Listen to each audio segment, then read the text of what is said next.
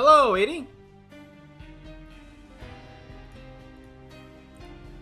I think I've told everyone who would want to know. I am doing pretty alright. Doing pretty alright. How are you doing, Eddie?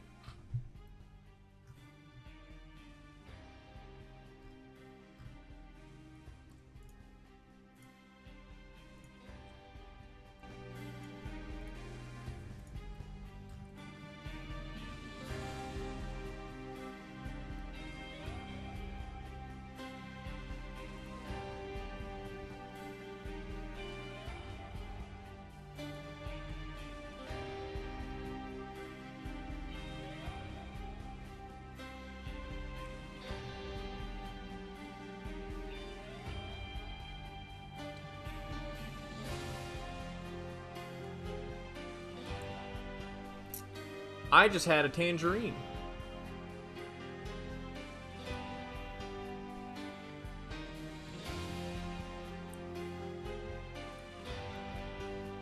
Fruits! Fruits. They're good for your heart. Alright, enough music. It's time for disco.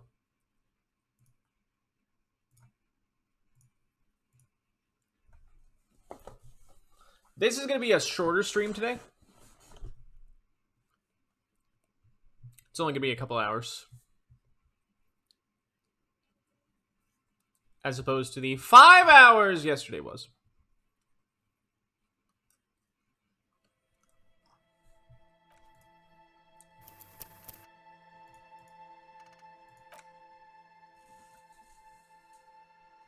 I loaded this up earlier just to make sure it was functioning right.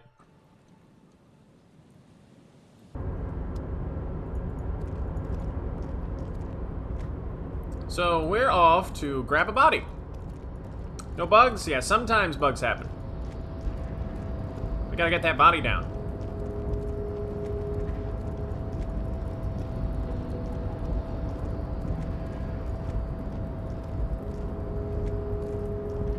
This is gonna be interesting due to, like, yeah, everything. All the prior information I have. Oh, it's gonna be so good. Pinata. Yeah, that's one word for it.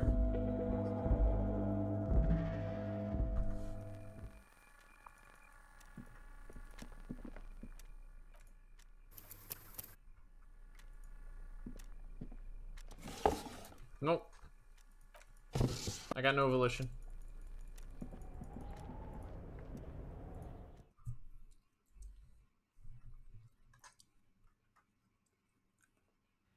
This game is wildly detailed.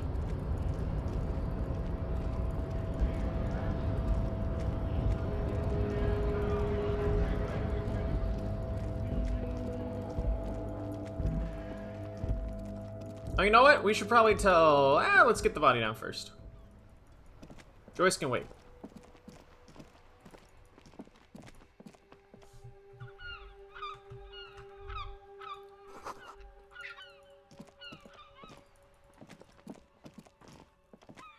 Alright.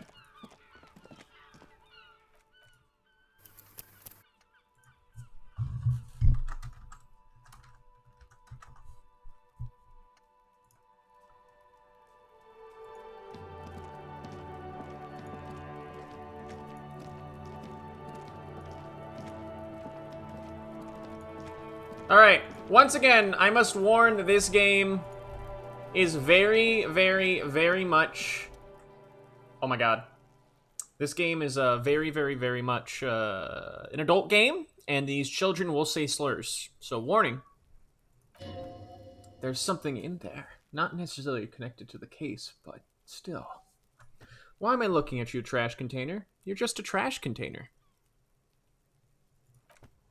Well, it is a container. Maybe you're prioritizing it?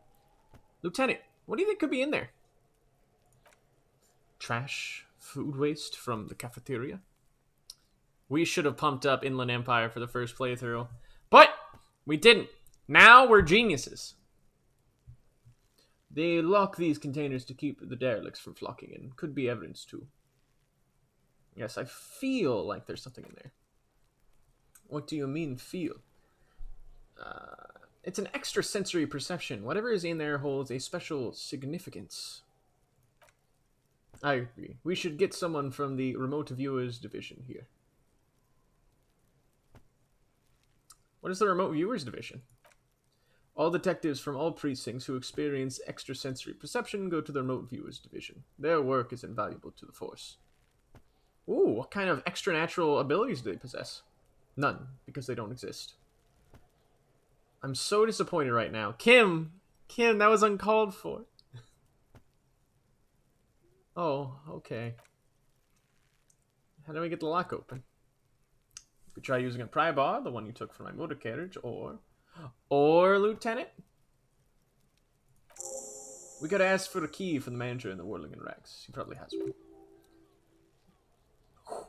He might also have information. This is better than the pry bar idea.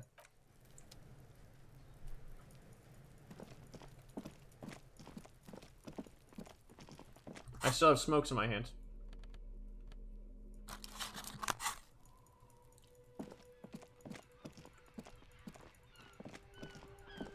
Yeah, I'm not passing that. No way, no how.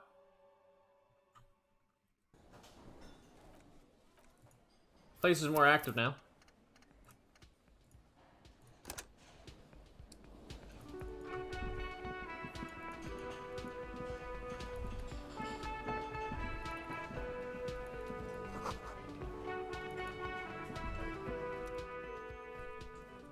A thin man is smoking below an exhaust hood, occasionally sipping from his mug. This must be the Whirling's cook.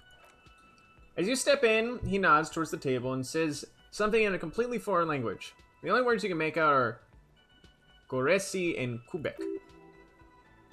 Okay, it's definitely not his name. Whatever you do, don't call him Goresi Kubek. Please, it's not funny. Hello, sir.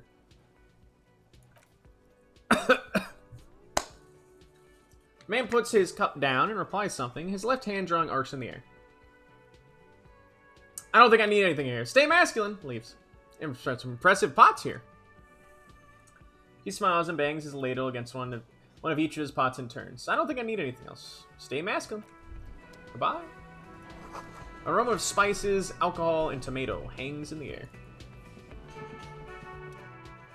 See a heavy steel door with a prominent dimple lock. It's painted blue.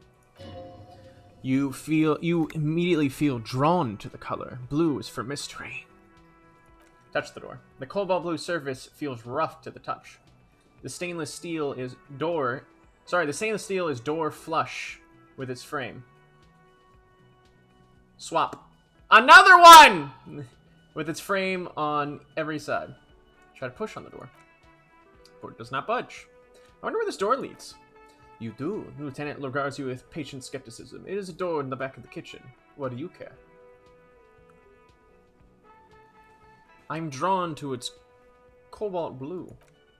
It is quite pretty. I suppose we could look into it as a side investigation.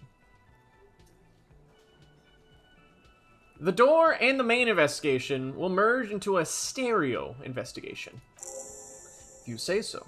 He looks at the door, then you. Gart is the person to ask about this. The cafeteria manager. We leave. We know what's behind that door.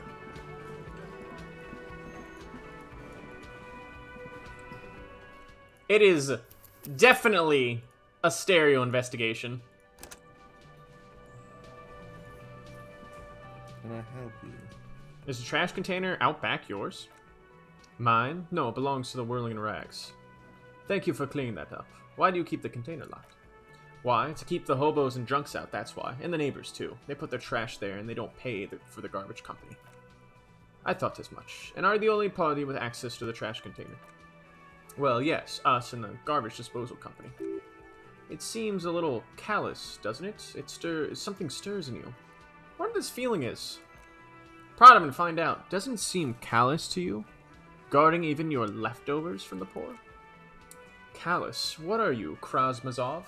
Almost all establishments in Rochelle keep their trash locked. The Whirling in Rags is not special in that regard. Maybe I am Krasmazov. I'm no Krasmazov. No one was applying you were, officer. Now where were we? We need those keys. What do you need them for? It concerns the case. The lieutenant's voice is harsh and sudden. Please cooperate. He takes the keys from under the counter and hands them to you. Just bring them back once you're done, please. I've seen something here at the Whirling Garte I think I need to talk about. What thing? Saw a sign that said the mess hall was reserved for the Union. Yes, not the whole damn Union, thank God. Just the nastiest and loudest faction. He tosses his head in disdain. They come here in the evenings, dumb and unruly types. They think they're big shit, but they're good customers. They place big orders and always pay on time. He hates the Union, but grudgingly recognizes his power over him. So he's directing his frustration at you instead. Retaliate! It's a shame you have to suck up to the Union to stay afloat. I don't. I'm simply providing a service, or really facilitating the offering of services to paying customers, and it doesn't matter. I don't have to explain myself to you. We should find out who this loudest faction is occupying the booth. Loudest means talkative, and we need information. How do we find them? We don't. We have to wait. They'll show up sooner or later. Men are hungry, even men on strike. You glance at the clock on the wall behind the manager. Ha! It's after 1600. Clock said reserve starting 1600. Why isn't anyone in the mess hall? Yeah, it just flies over Mullen's head. It is funny how Dick Mullen here just kind of whoosh. It's the Inland Empire stuff. Good question. He turns to the cafeteria manager. They're probably getting drunk or protesting something somewhere or lying low after, the lynching. Whatever he may feel about you, he can't miss the opportunity to throw you a look of what he assumes is shared understanding. Go with it. Yes, I think I see. The Union guys think they're untouchable. They probably fucking killed that guy or something, and now they think they can hide out until it all blows over. It's fair weather again in Martinez. The lieutenant thinks. I have a feeling we'll make their acquaintance sooner or later. There's a mysterious blue steel door in the back of the kitchen. Oh yes, that door, sure. There's nothing mysterious about it. It's just a door. He shrugs. Do you know what's behind it? Do you have a key? No, I don't have a key. I don't know how it got there, and I don't care either. It's not like I've been wondering about it for 10 years. It's just the Fritte warehouse, probably. Or just some boring storage space with a bunch of old junk and dust. Junk and dust. He runs his finger across the counter, check for dirt. He's attempting to maintain an air of indifference. It is absolutely not convincing. I think you'd like to know what's back there. Fine, okay, a little. He shrugs. But my job doesn't leave me time for wondering about one locked door in one of the cafeterias I manage. He doesn't even know! Oh, a new skill point. So I haven't opened it. I have cleaned the whole place 100 times over, though, after the animals. And I haven't found a key, so good luck with that. Something else I want to talk about. What? By the by, you should come back to this thing-based questionnaire if you see anything interesting in the whirling later.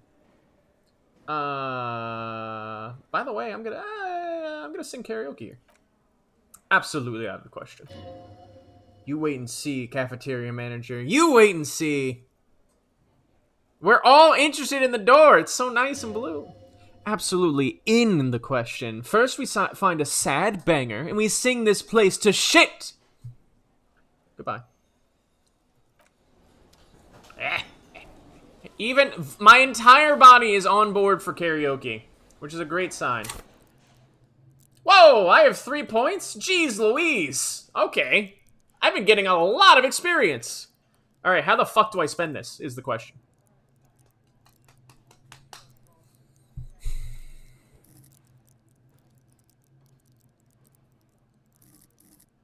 God. That got really high all of a sudden. Alright, what do you all think? Should I dip more into Shivers?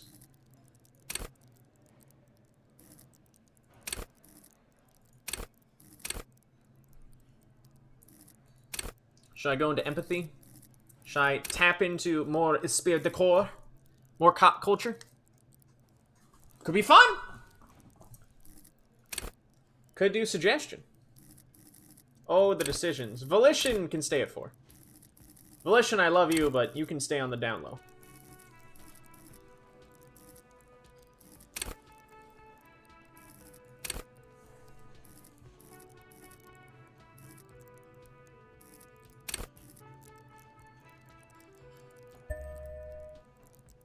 That's 1 point.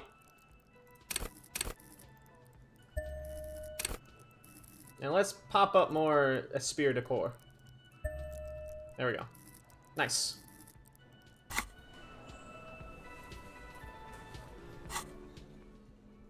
Cool.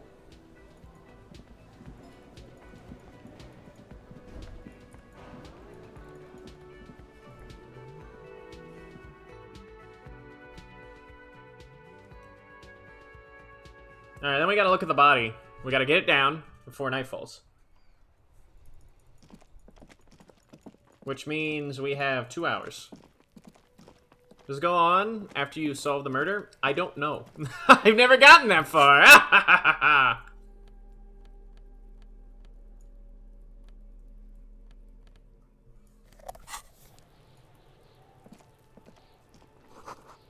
There wears a crown. On the ribbon below it says a light above descending. Actual now body time. And we leveled up too. Oh, the padlock with a key. The yellow crank on the lock pops open. It should be possible to simply raise the lock. The lid. Don't! Maybe you shouldn't. Didn't I just have a premonition that there's something in there? There is, but you won't like it. Sweat forms on your brow. Your hand is still on the lid. Open the lid. The smell of rotten food rises to greet you. You see soggy cartons, dirty rags, and organic waste. We're just in time. The lieutenant peers in. This hasn't been emptied for over a week. Getting missed messages, bud. Look under the boxes of cartons. You see milk, an egg rest with 1 broken egg in it, some pasta raptor. Picking up the soggy packages somehow feels familiar. The box falls to pieces in your hands. Petit Soleil cereal. There's plastic pasta packages below and turbo noodles. Nothing of note, however. Pick up the rags. Among the threadbare kitchen towels, something catches your eye. A pair of denim jeans? Grab them. As the legs of the slime-covered jeans begin to unspool from the garbage, a rank corpse smell fills the air. The victim's clothes. The lieutenant smells them. Cadaverine odor is faint. If these belonged to the deceased, they were removed when he was still in the early stages of decay. The lieutenant produces a black plastic bag labeled evidence from his pocket. Drop them in here, officer. Bag the trousers. Kim quickly searches the jeans. Guitar mark blue jeans. Pockets empty or emptied. He wore them with a belt too, a wide belt. The loops appear stretched, but... He looks into the container. The belt is missing. That's it. Do you see anything else in there? I have another bag here. Something slimy catches your eye. Reach for it. A drab, long-sleeve shirt, olive-colored, appears from the food waste, dripping with pus. Bag the shirt. This is a military-type garment. No label or serial number. This is the kind of ribbon-knit shirt that's worn over light armor to conceal it in a combat scenario. He nods to himself. Anything more? The rest of the rags are just kitchen variety waste. A yellow old mug catches your eye, but other than that, thrown out towel, a mug, that's it. Alright, we should go to Garte again, ask him if he knows who put the clothes in the trash. It could be simple as someone from the hostel cleaned the yard, or that one. He nods to the red-haired boy behind him. I advise against confronting that force. Yeah, ask the kids who put him there. The fuck he's on about, kids? The one behind the fence yells. Hear that, Kuno? He thinks you're an infant or something. See? You think that someone in the whirling might be involved, maybe? Not really. All we know is the victim's clothes are in the trash, the lid is locked, and this establishment had the key. It's just a small loose thread. Okay. Search for the food waste. It's just organic waste, cold and slimy in your hands. Apple and potato peels, mostly unidentified sludge, and the occasional chicken bone thrown in for good measure. But hey! Nothing. It's nothing. Nothing more to see here. What's this? What? A blue piece of plastic sticks out from the apple peels. It's shiny. It looks like the corner of something. Damaged ledger. Something larger, a clipboard. A blue plastic clipboard with moist papers hanging from it. They look badly damaged, but you can still make out forms and notes written in a man's handwriting. Officer, is that your paperwork? I don't know what this is. Find your paperwork. We never found this in our last playthrough. It is, look. The plastic has the RCM street grid on it. You even got an autopsy form here. And a miserable looking slip of paper slips to the board. If you don't mind asking, how could you have let your paperwork end up in the trash?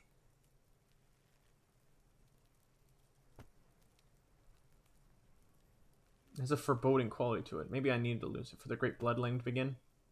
I think I didn't want to be a cop anymore. That's why I tried to flush my cop life down the toilet. Well, he doesn't know what to say. His eyes express a rare condolence. Oh. And he picks it up. Lucky we have found it. You should take stock of what remains, just to be sure it hasn't made into the hands of the RCM's adversaries, organized crime and the like. There might have been police secrets in your notes. Okay, I'll do it. Neat. Read the ledger and name the case.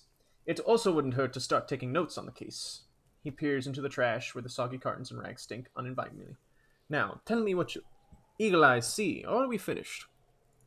Kim's a really cool dude. Mug. I'm getting that mug. You pick up the broken mug with an oddly racist depiction of a yellow man frolicking in saffron. An antique? Only in its social sensibility. Take the mug. Interesting. The man looks at the mug. Reminds me of the mug collection we saw in our weasel's apartment. Maybe he or she has been dumping their garbage here. An interesting little clue. Let's see where this goes. Clues have a way of magically connecting to other clues down the road. Or maybe it's just a coincidence. Either way, something to keep in mind. What else do you see? We close the lid. Muffled gong. It's one thing off the list. The lieutenant sounds relieved. I think we got it all. Open the lid again. No, I'm kidding. Leave. Alright. Yeah, we smash it over Gary's head. Kill. Kill Gary. Fucking racist. Alright. A broken-eared mug somehow made its way into the Whirling in Rags dumpster. It depicts a man of Sumerian descent frolicking a field of saffron flowers, buck teeth, and grinning feeble-mindedly. Seems to be a cheap knockoff of some colonial-era antique. It's just a racist mug. What's there to read here? Not much. There's actually quite a lot to read into here. Actually, look at all that content. Oh boy, here we go. What are you gonna say about that broken, tossed-away mug that you dug out of the garbage?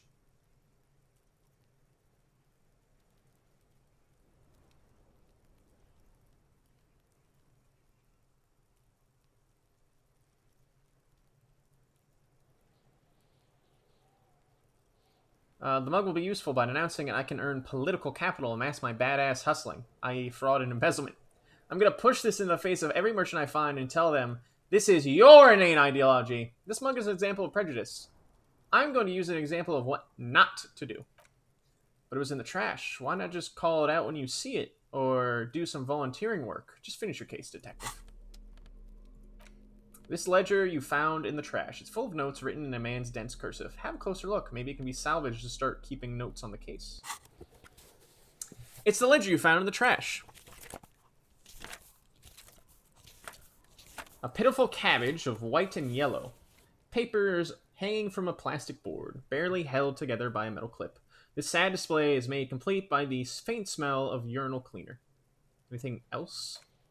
There's a piece of toilet paper, or is that cleaning tissue? No, it's toilet paper. Desperately clinging to the back of the blue plastic clipboard. It's a metaphor. For you. Below the pathetic's terror, do not look into its blue heart. Inspect the toilet paper. It's just toilet paper. Sticking to the back of the plastic clipboard. You can take it off if you want to. Maybe it's a kitchen tissue? They look exactly the same. If you want it to be kitchen tissue, it can be kitchen tissue. It's not, though. It's toilet paper. Thanks, perception. Smell. Take it off. Stop being woke for clout. Still wet. The toilet paper, and I mean kitchen tissue, sorry, peels off the plastic easily. All you have to do is shake it off your fingers, and voila! The ledger now looks marginally better. Inspect the clip. A aluminum block runs down the width of the board, biting down the paperwork. Its crocodile teeth are the only thing keeping the papers together. A regular pencil, the tip worn down to nothing, has been attached to the board clip. Run your fingers across the aluminum. The surface is interrupted by a silvery sticker, its rectangle sparkling with iridescence. You don't know how you didn't notice it before. Hey, Lieutenant, what's this? What? He looks lost in his own notes. It takes him a moment to see it. Oh, that thing. It's a halogen watermark. We use it for adding information to Arcean property. Interesting. What kind of info? It depends. Aside from the anti-counterfeiting stamp, mine has my station number and address. The information varies by date of issue. Maybe yours will have how many cases you've solved. How many years you've been on the force, he's thinking. It'll have that. How can I read it? Any capable light with the right wavelength will do.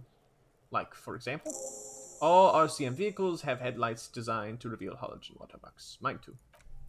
This means you can read the watermarks if you just turn the lights on. That's pretty fucking cool. That's all, thank you. Okay, he returns to his neatly kept notes. Browse the white papers. They're not exactly white. They're yellowed in patches by sunlight and alcohol and covered in dense blue handwriting. Ink, a secret spy shit? That's actually really cool. Let's see.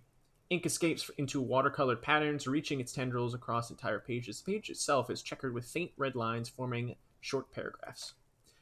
Once in a while, a red stamp that exclaims, "Case files, commit to paper." The case files themselves are plenty. You count more than 100 sodden, crumpled up, earmarked pages falling apart in your hands. They appear to be sufficiently organized and extremely dense, if almost illegible. If mostly illegible. What is this there? What are they about? Work, strife, poverty, the Jamrock Quarter. These are the handwritten logs of the investigations dating back to January 51 this year. The exact number is hard to estimate due to the missing pages and odd naming convention, but there's at least 20-30 cases. Undertaken, not completed, mind you. This is the middle of March. You have attempted 2 cases a week on average. Is 2 cases a week a good caseload, Lieutenant? Huh? He raises his nose from his notes. 2 complex cases to undertake is a lot. Yes. You really have to put yourself. I would not suggest it. At least you start making mistakes. 2 cases a week appears to have been my load, Lieutenant. I'm not sure I completed them all, though. 2? He raises both eyebrows. That's a lot. I didn't mean to say you're making mistakes, by the way. That was presumptuous of me. I burned out all right. That's okay. He nods, then turns back to his own case files. We all do sooner or later.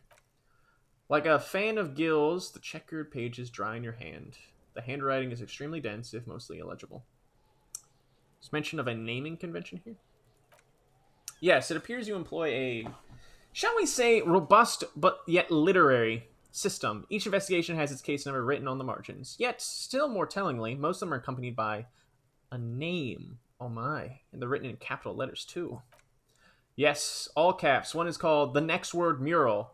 And another, The Square Bullet Hole Murders. Another yet, The Unsolvable Case.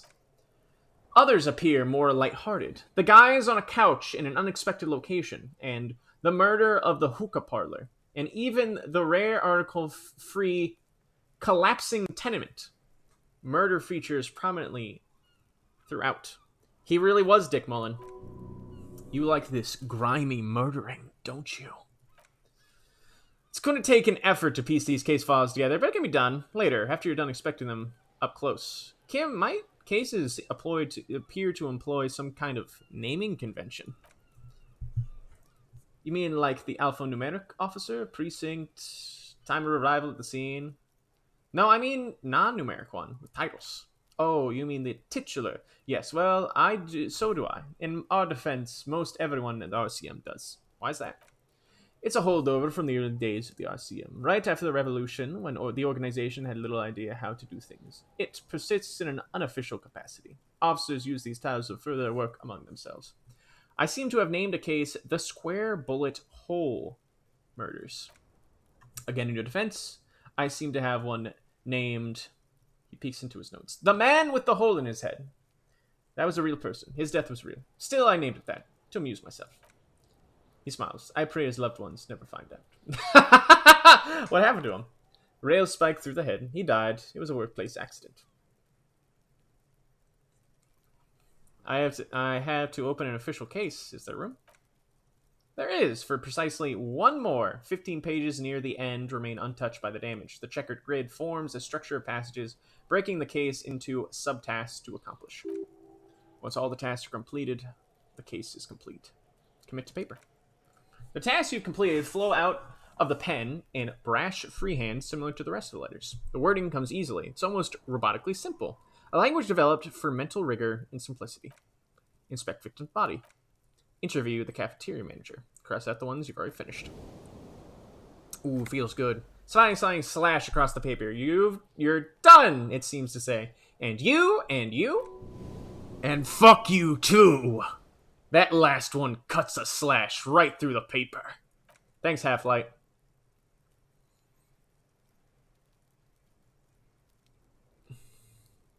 Things to be done and things already done. The composition of reality. This is an extremely useful tool for a detective of the Citizens Militia. Now all that remains is to name the case. I love Half-Light. Lieutenant, have you by any chance named our case? No, actually. Any ideas?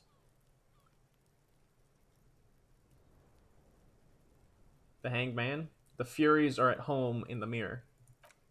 Furies, yes, well, it's obvious he doesn't like it. I don't know, I have to be honest. I'm not experiencing the internal strife that refers to, and also, he furrows his brow. Could we make it a less poetic somehow? Just a normal case name, you think? You know, think, what would that be? A good, normal name? The Hanged Man? Great, that's great. That's actually what I was thinking too. The Hanged Man. Good, strong name. We have a very good name for the case now. Cool. I'm gonna start calling it The Hanged Man. It's good we sorted this out.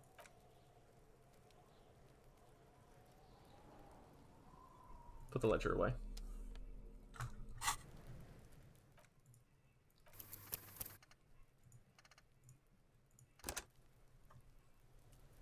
You have my sympathy, but please! Don't mean to be poetic. So just to let you know, the name of this game used to be different. I believe it used to be called The Furies Are at Home in the Mirror. So that was a little tongue-in-cheek. Can I help you? Here's your trash container key. Thanks. I hope you found what you're looking for. Found the victim's clothes? How strange. I certainly didn't put them there. Maybe you don't remember putting them there. Maybe you were sleepwalking or in a fugue state. Could someone on your staff have put them there? Sylvie had the keys before I got here, and I can vouch for her. I can vouch for all of my staff. None of us would tamper with crime scene. Maybe you don't remember putting them there. Maybe you're sleepwalking or in a fugue state. He grimaces. I think fugue states are more of your forte, officer. Who else has keys to the trash container? The trash collection services, CS Municipal. I don't see why they would put anything in the trash, though. Ah, the elusive CS Municipal. I doubt we'll be able to track down who was sent here at the last and when. This would be one of those little threads that solves itself down the road. On Clinton Street, near the Bogey Street Diamond, a small truck rattles down an alleyway. It stops by a rusted trash container. Two men, their faces rough and swollen, jump out. They look at the container despondently. CSM is written on their backs. Thanks, Shivers. Thank you for that. Thank you anyway. Let's talk about something else. Goodbye. How close am I to leveling up? Oh, baby. Just a few more. 35. Alright, body time. Actual time for the body. Shivers. Why so ominous? Shivers isn't touching the city.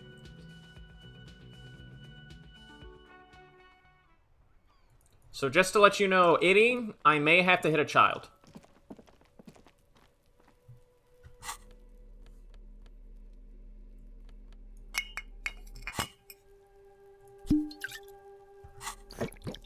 This just is the way things are.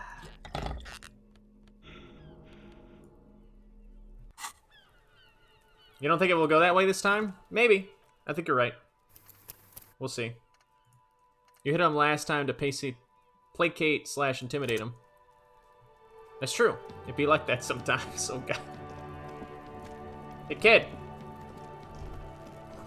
It smells like spoiled meat and curdled dairy. A human being decomposes. Kuno's got this! The boy throwing rocks at the dead body can't be older than 12. Oh yeah, Nabakumpi Kuno. The other kid behind the fence yells the other kid behind the fence. Hey, kid, a word. Police business. Right in the dick, Kuno. Get him right in the dick. The child ignores you. Love it in the dick! Thanks, Kuno, for blocking that out. Children say slurs. The boy is sweating profusely. His eyes are like two black holes, and his jaw is twitching as if trying to break free from the empire of his body. Hold on, what's that mean? The kid is obviously high. Stop using slurs on my crime scene. That's not how we do it. Can't talk, pig! Shit's coming up strong! Throwing rocks! Shit's coming up strong. That sounds good. Joyous, you should hang out with this kid and see what that juicy shit is all about. Yeah, Kuno. Ride the lightning, Kuno. Kuno's riding it, see? He wipes sweat from his brow and sends another rock flying. The rake, Kuno. You should throw the rake at him, Kuno. The fuck does Kuno know what a rake is? Kuno's not a gardener! Do not ride the lightning. God damn right he's not a gardener. He's an athlete. Every rock connects, making the battered corpse just look a little worse for wear. Kid, you want to hang out? I'm not an arc. Ken, what should we do? We shouldn't do anything. I don't tempt such forces. What forces? You will see. Oh god. You kids siblings? The fuck are you talking about? There was another rock. He's calling us f***s, Kuno. He says we're fucking each other. I appreciate the static. You got a good hand, kid. What? You wanna fuck Kuno now? No. That's it? That's all you got? No! Got your ass handed to you by the Kuno! He's swaying from side to side like a vicious rooster. Who's the man now, huh? Kuno's the man! You wouldn't believe the pussy Kuno tears up! What was that, Kuno? Nothing, see? Nothing. Just slicing some bacon. That's right, you shut your fucking mouth, Kuno. I got questions for you. Entertain the Kuno. Show me what you got. What you got there? What you got, huh? Show me what you got. The body, what do you know about it? Shitload pig, what's your question? Don't tell the pig shit, Kuno. Give me helping out here. What do we want to know? If I were to want to waste my time, which I do not, I would ask them who he is, how he got there, and the usual. You have no idea what the usual is. Just ask whatever comes to mind. Do you know who he was? Kuno's fuck gimp! He picks up a rock. Kuno uses the fuck gimp for target practice. End a conversation. Very strong. You should be stoic.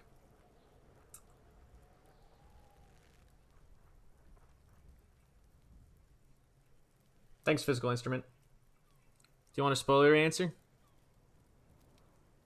Do you know how he got up there? From a climb, Kuno was busy down the road when that shit happened. Didn't see it happening? You're Kuno. Kuno wasn't even Martinez. Kuno wasn't even Rochelle. He buffs himself. Kuno isn't regional. I don't know. Some fucking... He looks around trying to come up with something. Minsk or... I don't know. Some other city. Night City. Kuno was in Night City. Where's Night City? Kuno gives this information out on need-to-know basis, and you do not need to know. Kuno didn't smoke the gimp, if that's what you mean. See anyone suspicious around? Just a couple pigs sniffing around in the dirt. Seems pretty fucking suspicious to Kuno. You tell him, Kuno. Alright, something else. Nope. I want to discuss the body with you. Crime scene. You often play in this yard? Right, pig. This is where Kuno plays with his little wooden choo-choo. Fuck you on with it. The man's clothes were in a container. How did they get there? Yeah, Kuno doesn't know shit about that. That shit is beneath Kuno. And you know, it might be a lead in the investigation. Someone might have tampered with the murder scene. Listen. Kuno doesn't care about this small-time shit. Just listen. Kuno saw what you did there. Dumpster diving. Sad shit. Kuno could hook you up with some sweet rags. Shit like Kuno's wearing. Your size, good price. 500 real. I asked you about what happened to his clothes. You must have seen them lying around. Listen, Kuno ain't seen shit lying around, except for... He points to the cadaver. Now you want a performance gear or not, Grandpa? No, Kuno, I don't want to know anything about the tampering I'm investigating. And I already have pants. Whatever. Kuno was trying to help you. We're too fat for flan anyway, pig. There was also a mug in the trash. Show him the mug. Fuck, a mug in the trash. This is about fucking clothes again. Yes, does this racist mug...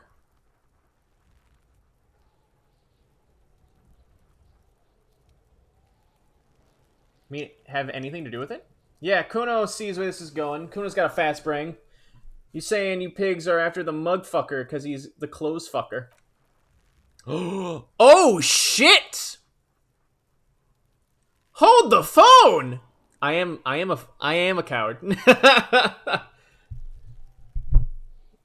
That's exactly what I'm saying, Kuno. Someone's tampered with the crime scene. Clean some of it up. Shit, that's tense, he thinks for a moment. Someone's going to beat down basement, huh? Mug guy gotta be tied to a radiator, he rods in approval. The kid may be onto something there. He's already come up with an interrogation technique, too. Kuno doesn't know who put that shit in there, and if he did, he wouldn't squeal. But if you find out, maybe you can... Stop turning into a pig, Kuno. They're trying to get you hooked on snitching. She lets out a hiss even meaner than before. Get away from my Kuno. Yeah, Kuno jumps back. Get your vacant shit away. Kuno doesn't like to be seen with the popo. Get your shit done and out of Kuno's face. What's that greenhouse over there? I don't know. Gardener used to work there. Hold on, the gardener used to work there? Yeah, that's what Kuno said. She couldn't handle the heat, so she took off. Kuno can take it. He fills his lungs with rancid air. His eyes get a little watery. Shit's nothing to Kuno. What do you mean by that racial term? You mean the young woman by the whirling her rags? That gardener? Look, Kuno doesn't explain shit. Kuno just says shit. Looks in the eye, nods, speaks ingredients to himself. More questions later. Okay, I'm off. Kuno doesn't fucking care. Alright. I need the big stuff for this one.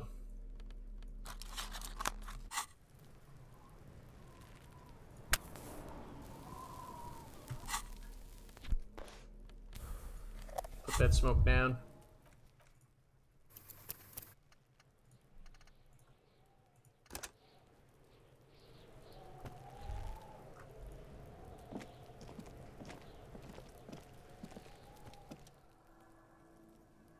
There are several footprints in the mud left by work boots. Anywhere from 6 to 12 pairs have walked here. Leave. Alright, anyway, we can increase our perception more.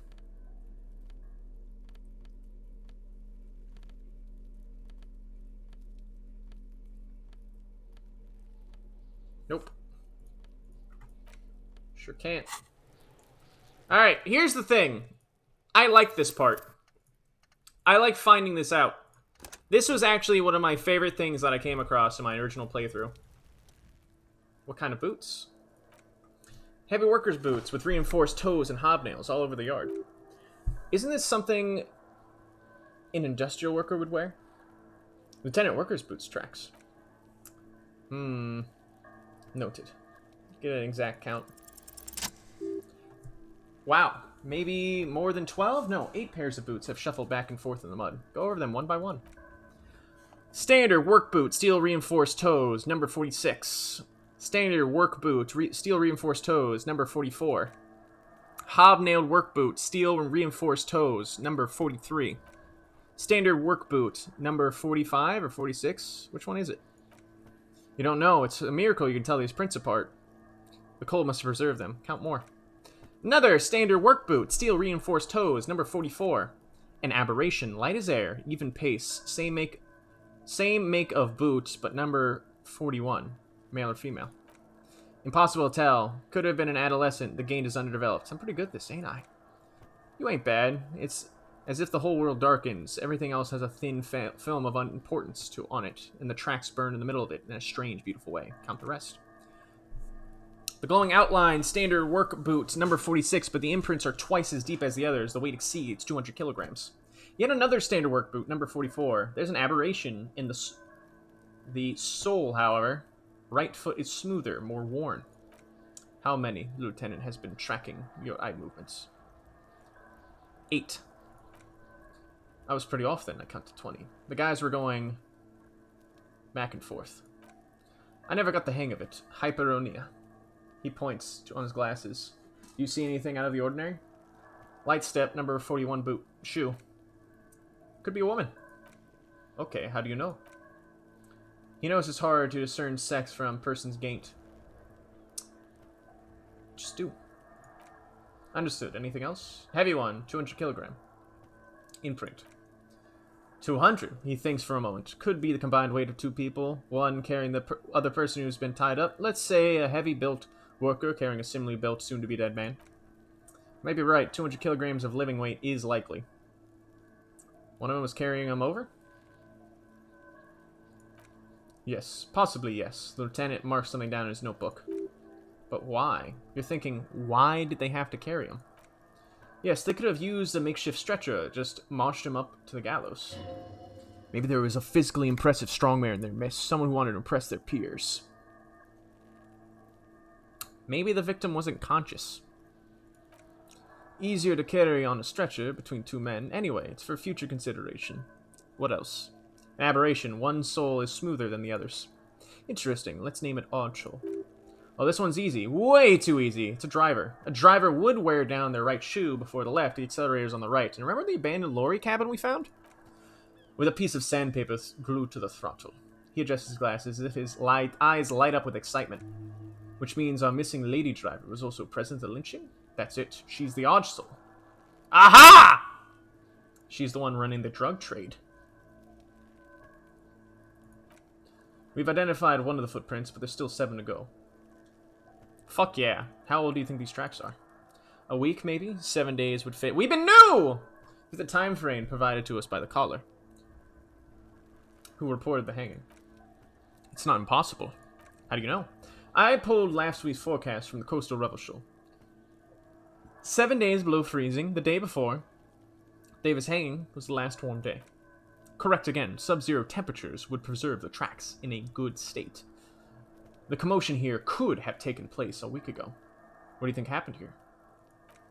What I think, a mob of people brought something heavy to the tree. One of them was carrying the victim. They shuffled around, especially under the tree. Then hoisting him up, they stood in a semicircle facing his direction. At first glance, this appears to be a lynching. Indeed, they all stood in a row here and looked at the tree. Yes, everything fits so well. Carried him over, hoisted him up, and watched him hang. This is easy. Isn't it strange to have your assumptions confirmed like this? This is what someone whispering suggestions in your ear would like you to feel. We should withhold being content. The lieutenant is saying something. You can't hear it. Suddenly, it seems like your tie is alive again. Whispering, no, screaming into your ear. What? Withhold being content? What are you, mild to moderately disabled? That doesn't feel like something you should do.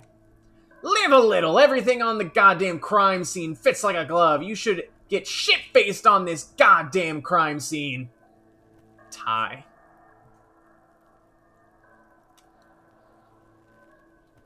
I will find a way to get drunk on this scene. I swear to God I will.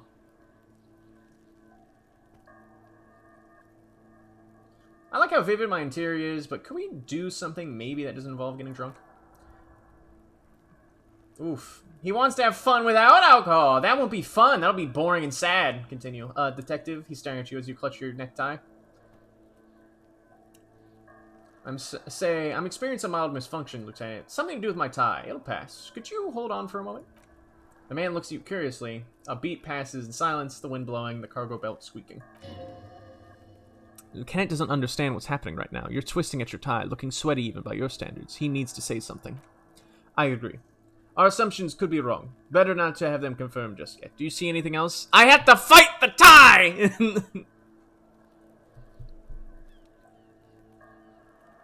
Went through it all. Good. Good stuff so far. Tie is bad.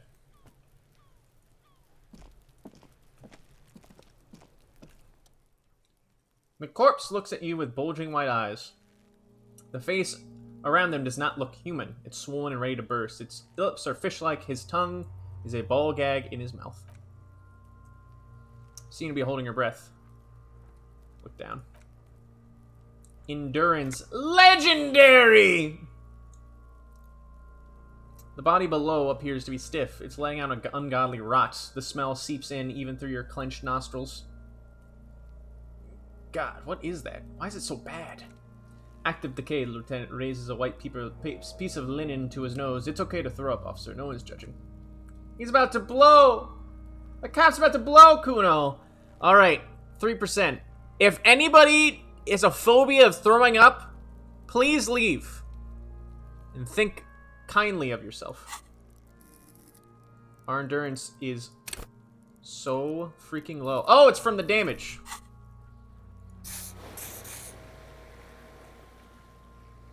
Turn away. I didn't know that would influence things so well. Or so poorly.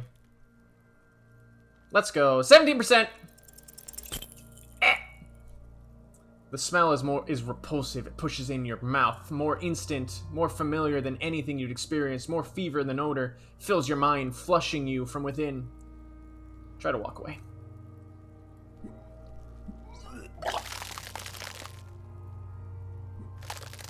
Oof.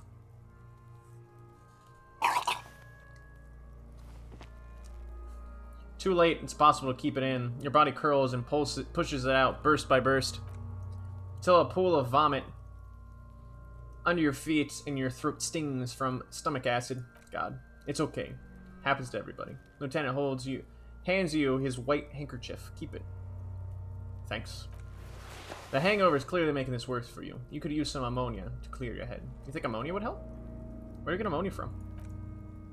That young woman, the gardener, she mentions to use salts for the smell. She doesn't have any. There could be some at the free taste store nearby. Having ammonia is a modifier to the endurance check. Let's walk away. We haven't eaten. It's all booze.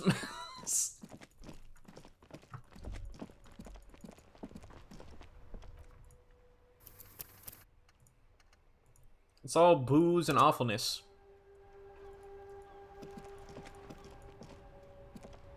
Ma'am. Hello again, officer. How are things? Do you still have your salts? I think I could use some. Ooh, an ampule of ammonia. Sure, I'm done with them. She hands you a small capsule out of her breast pocket and hands it over to you. Go easy on that stuff. Gives me a terrible headache. At the right.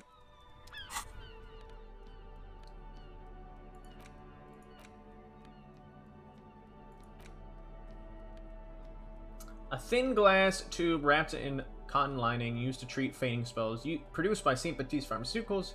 This is a quest item. You don't have to equip to use it. Just having your inventory is enough.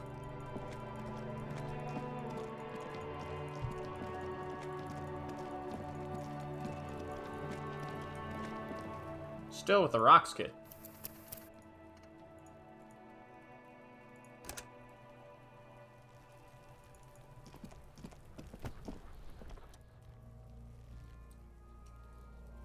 Let's go! Alright, one more try.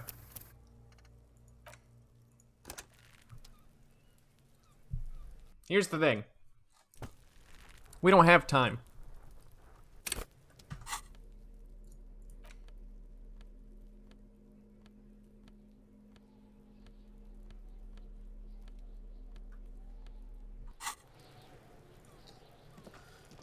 We must! Let's go. Hey! You crack open the ammonia ampule and breathe in. The odor of death is still stronger. It's a spell of your mind telling you to run, your stomach to wring itself empty. With your eyes squinting, you can stand it. Do they always do that? They do after 7 days, yes. We're deep in decomposition here. Step closer. The man before you was naked, but for a pair of underpants and enameled boots. His skin is greenish, marbled with decaying veins, and blotched by lividity. A fading web of tattoos covers his chest and shoulders. The cargo belt used to fasten him to the branch appears industrial in strength. We leave. I look here. So the kid's ladder is rickety, but still climbable. Kids for ladders. It wouldn't hold the weight of a grown man. Alright. Still body time. Look at body. Inspect the boots. The material appears to be ceramic. Its clean white stands in stark contrast to the decaying flesh over the knee. The man wore thick polymer socks, probably for padding. A fine array of interlocking plates covers them. Delicate and fragile, they feel alien to the world around you, out of place somehow. These are clearly not boots, they're armor, possibly part of a larger set. These aren't just boots, they are they? They're armor. Indeed. With his notebook under his arm, the lieutenant crouches to inspect the soles. Technically speaking, these are sabatons, not boots. What kind of armor is this exactly? Ceramic plates, zirconium dioxide most likely. This is where they would make. This is where the make would be. Where? Under the heel, fair weather. He turns the boot slightly. Fair weather model T TAC 500/VE. I'm guessing that's virtuous enamel. What happened to the rest of it? The locals probably salvaged it. It would be odd if he had more on after 7 days. We should keep a lookout for these pieces. The armor could yield information. He nods towards Kuno, who's eyeing you suspiciously. This one thing he might actually know. If you wear these pieces, it will help me protect you from. It will help me protect your mortal coil. Wait, why does my mortal coil need protecting? Yes, bullets will fly. They always do. And the coil is fleshy and mush and permeable, cast in a ceramic shell. Resists death. Maybe he was just wearing these boots and there was no rest of the armor. No, I think he had something precious underneath the clothes. They had removed the jeans and shirt we had found to get it. This is the kind of armor that is often worn under fabrics. Nice, that makes sense. What if they told him to strip before they hung him? Don't demean him. They usually hang them completely naked for that. The Puta Madre, the Mazda, the Besmitres, and the like. This one still has underpants. Fucking talking about underpants. The material looks out of place here. It's expensive. The lieutenant draws a line in the condensation of the ceramic with his index finger. We've requested similar material for our tactical units for years now. The constabulary deemed it too costly. In that time, we've lost 6 men to semi-automatics. How much are we talking about? For a full set, about 4 years of wages. It's a lot of taking. As a wage is regrettably small. But for a piece of hardware, yes, that is a lot. How could this man afford such expensive hardware? He worked for Colonel, like Joyce told us. This is military equipment provided by a wealthy security contractor with state ties, way above what we have. Knock on the boot. A small bell-like sound fills the air, like tapping on the side of a porcelain cup. The pry bar in your hand is itching for some action. It sounds fragile. It is anything but. This material is a kinetic redistributor. It spreads kinetic energy horizontally from plate to plate, dissipating it entirely. He points to the boots. See? Faint organic lines cover the plates where they separate into smaller ones. These plates then divide into smaller plates until there are hundreds of them all together. Like the scales of some ancient white monster, cracked and pearly. Back off and look at the corpse. We're not going to try the boots because, trust me. Yeah. We don't need to. Inspect the belt. The hangman's knot is pulled tight by the weight of the corpse below. Yellow and hard-edged plaster cuts into its neck. Above, a sliding buckle ties the belt to the branch. Oh my, there's something on the belt. A familiar word that speaks to the thirst within you.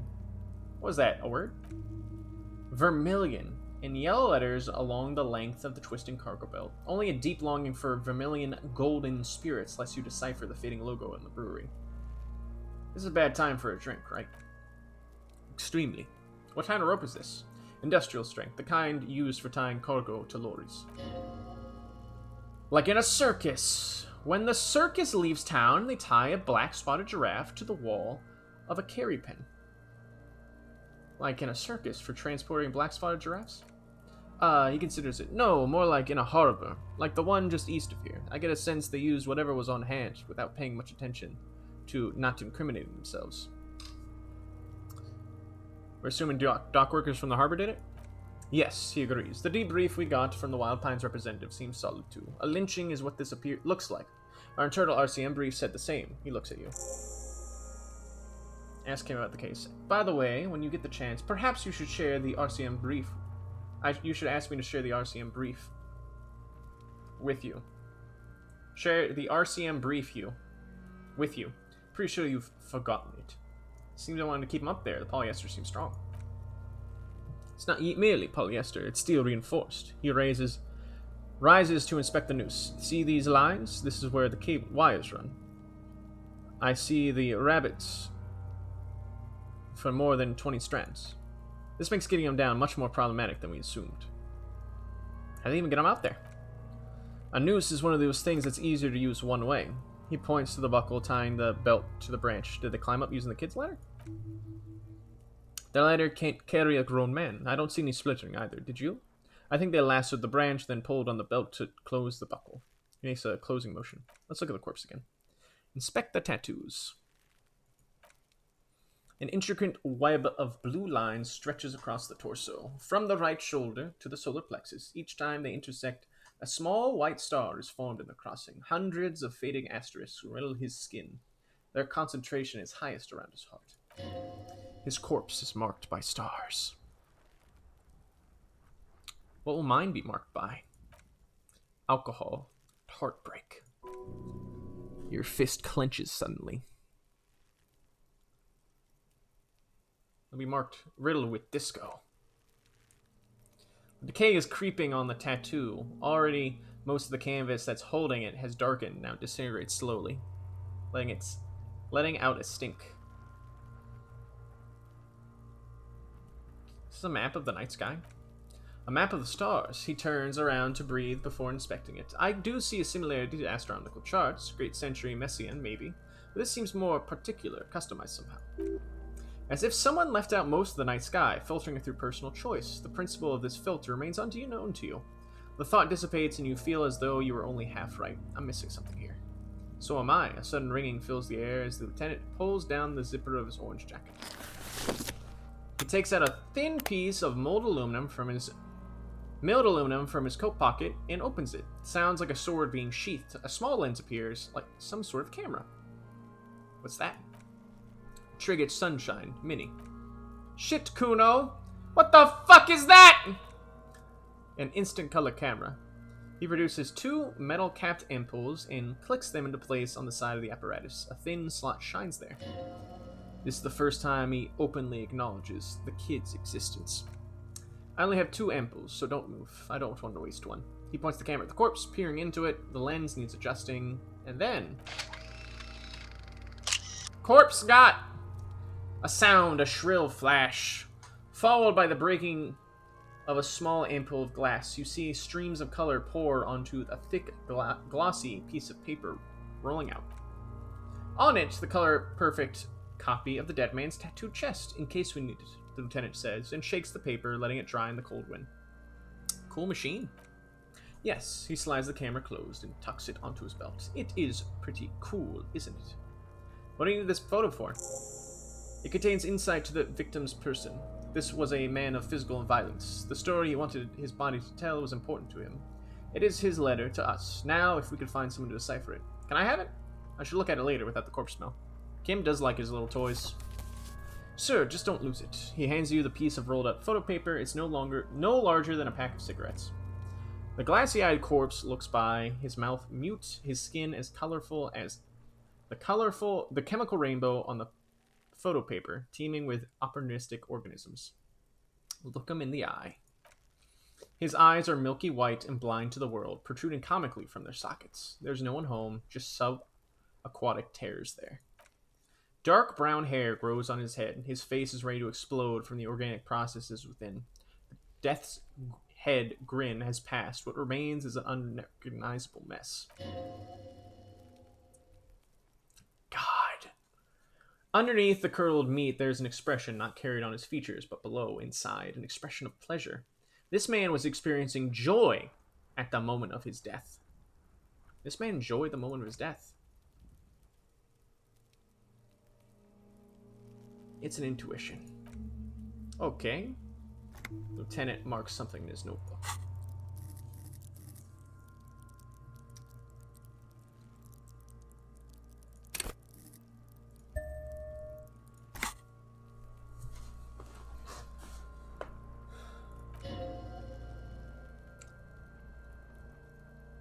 I'm less skeptical about this hunch, he thinks, than I was of the supernatural premonitions that overtook you at the trash container. Then he covers his nose again. Tell me, Who are you, dead man? I'm gone. Where have you gone? Into the wild pale yonder. Kim is trusting her gut now. Woo! In the past, way out in the west. I can see you're gone, but who are you? I'm a joke. Look at me. There's nothing funny about you. There's nothing funny about jokes either. Who were you when you were alive? A killer, a motherfucker, and a killer. Takes one to know one. I have another question for you. Go ahead, Kobo. What is happening? What do you mean? I'm talking to you. It's the power of your... Black, frothy liquid begins bubbling on his lips. Imagination. Yeah, man. Don't be crazy! Inanimate objects and dead people don't really talk to you. Your wild imagination is doing this. Ask more of those questions you love so much. He loves those. Why do I love questions so much? Because you're a caparoni. Look at all of them go. Do you want more questions? Yeah, give me more questions. Give me a comical amount of questions. Coming right up, Caparoonie Rooney. This is getting upbeat now. Why is my name Rooney? Fuck no, you're no Rooney. Rooney is not who I am. I'm Harry. No, you're not Harry either. You're a motherfucker. That's who you are. Rooney the motherfucker. Well, I feel like I've forgotten something terrible. Because you have. Who killed you? Love did me in, brother Capo. It was love all along. God, that fucking line. Oh, it hits so hard. With the dark knowledge we know, Cece. Can you ask me a question? Sure, Lobo. I can ask you a question. Why are you doing this? Looking at my face, motionless, looking into my eyes, standing there. Why are you investigating my murder? Maybe this will lead to something indescribable, unforeseen, miraculous? Ha! The clown lips on the corpse begin to smile. The face rotates before you slowly. Something is on its way. Something hidden. It's coming. A miracle from the northwest. And it's almost here. You can feel it in the air on your hands. The cold spring air smoothing them over. I hate you. You stink and you're boring. Do I remind you of someone? A deep sea creature. No, not quite. Be fair now. A baby afflicted with Harkonism. Don't look that up! You sure wriggled out of that one, Caparoonie. Or Coppolini. Let's talk about the one that really matters. You don't remind me of anyone. Sure I do. You just don't want to admit it. It's too late, I already know. I'm sorry, Eddie. Let's move on. Why were you feeling pleasure when you died? Maybe I was getting my rocks off? So you're feeling sexual arousal when they were hanging you? Do I look like an erotic asphyxiation type to you? What is erotic asphyxiation? No, you don't look like that. Captain Capadormo, I feel we're drifting away, fixating on sexuality again. Let's go with a simpler question. Enough. You can come back and look into this face anytime. Humor yourself with my harlequin features. Ask me your little questions. Freshen your memory. Create associations. Remind yourself of your mortality. Copolopo.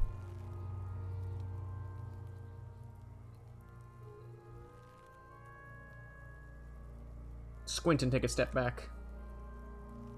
As you narrow your eyes, the monster before you blurs into a violent mess of green and pink. Observe. Only the lower extremities are pink with a dash of color. His fattened hands, thighs, his neck, just above the noose. The rest of the corpse appears dark green in the cold spring air. I'm squinting, Kim. Why am I doing that? How should I know why you're squinting, officer? His face and hands are pink, thighs too, the rest is greenish. Oh. He snorts. You're trying to assess lividity. Relax your eyes. The monster comes back into focus, an explosion of color coursing over dark marbled veins. His stomach appears pregnant with something. Black liquid streams down his thigh and onto his boot. So, what do you think? I think he's dead. He's not beaten up. I think he's dead. I agree. There are crow's feet in his eyes. He's laughing silently. Thanks, Kim. Totally dead. Totally. Absolutely. Something is coming out of him. A pool of blood and feces is eaten to the frozen mud below the man's feet. Purge liquid is dripping into it, drop by drop. The victim appears to have contained no more than half a kilogram of digestion at the time of death. The fuck he's saying? Talking about shit. We got lucky. I'm not yelling that. Did we? I don't feel lucky. I don't know what to think. What do you think? I think he was upright immediately after death. The blood is gathering in his hands and feet and his neck. He points to the fattened shin. The noose acted like a tourniquet, keeping the blood in his head. The hypostasis here is in tune with the hanging. That's what I think. Could it be he was moved after death? There's always a chance. We should check for ligature marks on his neck to see if they're in tune with the belt. We have to get him down first.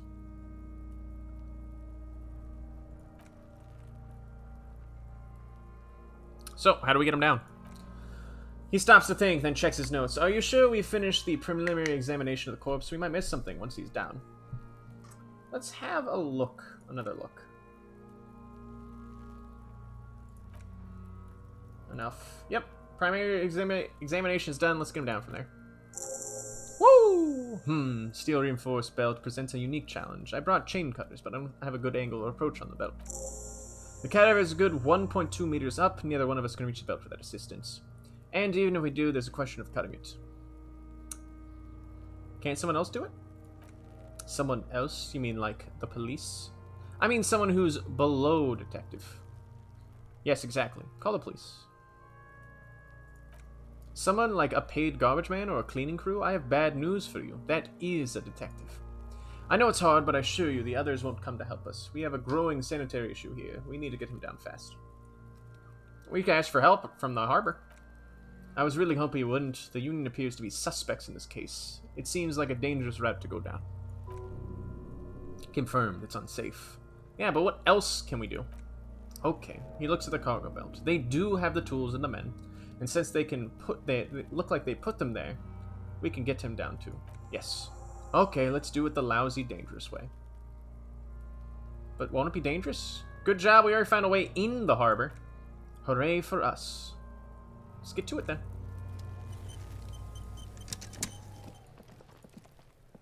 We should think about calling it a day, maybe. The nights are still miserably cold this time of year. I haven't paid the cafeteria manager for damages yet. You should take care of that then, but I don't have the money. Let's talk to him anyway. I'm sorry the RCM shouldn't be sleeping on the street. We'll figure out something. Though he finds the situation frustrating, he's doing his best to make sure you don't feel any worse than you already do.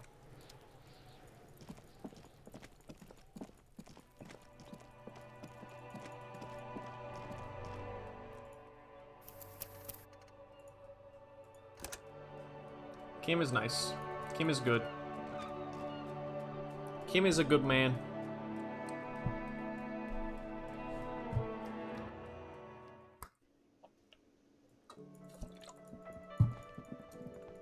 Music's nice. Can I help you? So about that money I owe. Yes, do you got it? I was wondering if we could come to some sort of arrangement for tonight. Does that arrangement include you paying me what you already agreed you owe? I will pay you back tomorrow. I'm an honest cop. As police officer, you must understand that I cannot take your word without evidence. So he used to be a hotshot detective burning at both ends of the candle, and something happened. Yes. He paused, realizing the contradiction in his statement. Evidence being money. You can't stay here without money. This conversation isn't going anywhere, you know. You still have a key. Good luck trying to use it. He taps his foot against the metal box installed on the back of the counter. All the locks have an electronic component. They have to be unlocked down here with a master key before your guest lock will open the lock. Isn't going anywhere, is it? Not until you bring me the money. Okay. He turns to you with a heavy sigh. I might have something in my motor carriage we can use once we're done here. I really didn't want to resort to this line of thinking. Goodbye. Alright, here's the thing. I'm not gonna have Kim give up what he gives up. I don't want to do that to that poor man. Yeah, broken window might be able to, but...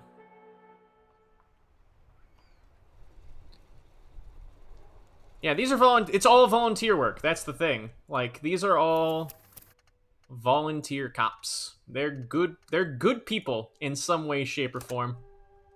They are not, surprisingly, not bastards in this degree. Alright, I didn't want to do this.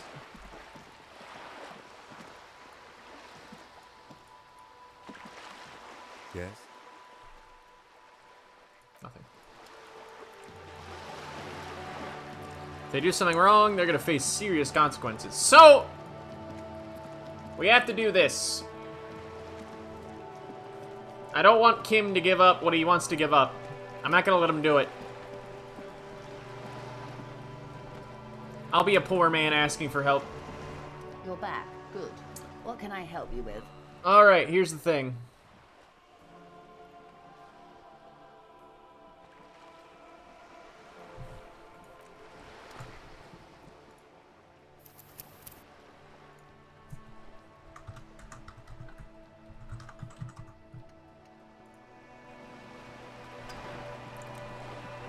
They are, at best, capable of You're making back. citizens Good. arrest. What can I help you with? Ma'am, could I have some money?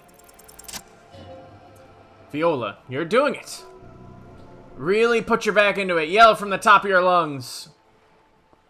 Money! Help me, I'm poor. I need money to keep living. Yes, yes, of course. I'm sad to hear that. She nods as if it's self-explanatory. How much do you need? She's surprisingly nonchalant about this. Could it be she somehow knows about your predicament? More that your predicament than she's letting on? I need 130 real. That's a good sum. Not too small, not fantastically large. She reaches into her raincoat and pulls out a Ziploc bag. In it, you see paper notes arranged like black gills. Oh my fucking god! She removes a few notes and hands them to you. The paper is cold and oily to the touch. Lieutenant breathes a sigh of relief. Good. We won't be needing to go to my kinema then. Whoa, whoa, whoa. Did you see how easy that was? Ask for more. Toot, toot, train to Moneytown. Nay! 'Twould be dishonorable, and mine honor is my life. Can you eat honor? Are you an honorvore? Give me a break. So, she returns to the Ziploc bag in her jacket. I hope I didn't just bribe you, officer. It may not be technically illegal under the Emergency Act, but still. You bribed me all right. I'm your little peone now. I'm an honorable policeman. One of the few good in Roboshell. I'm still getting my head around this whole money concept. You're just helping me out. You're right, ma'am. That donations are permitted under the Emergency Act, unseemly as it may be, as long as they're properly logged with the precinct. Which he most certainly will do. She bows and then raises a single eyebrow. Now, how else can I help the RCM today besides supplementing its salaries? Thank you, that's all. Oh my fucking god! It was as easy as that! It was fucking easy! It was a fucking dream!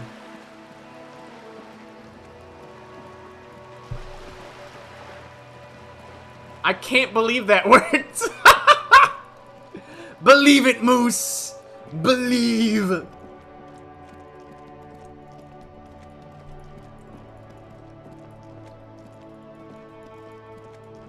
Mullen, I'm very amnesiac. I'd like some money.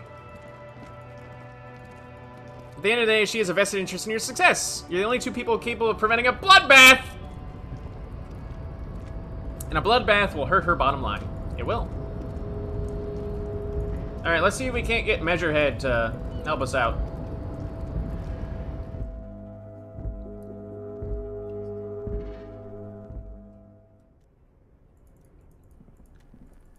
More specifically, let's get the body down first.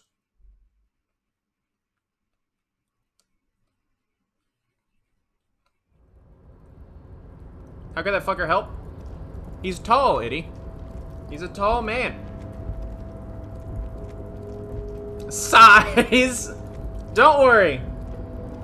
We're going to his boss first, so he has to help us. See, the boss also has a venture interest in getting the body out of here. We just have to manipulate all these fuckers well enough. A pile of cargo belts used for heavy lifting. One says for million.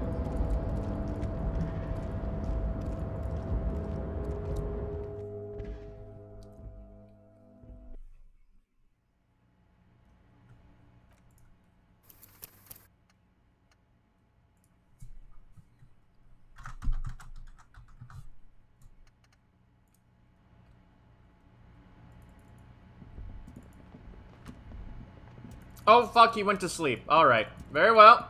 We'll get the body down tomorrow.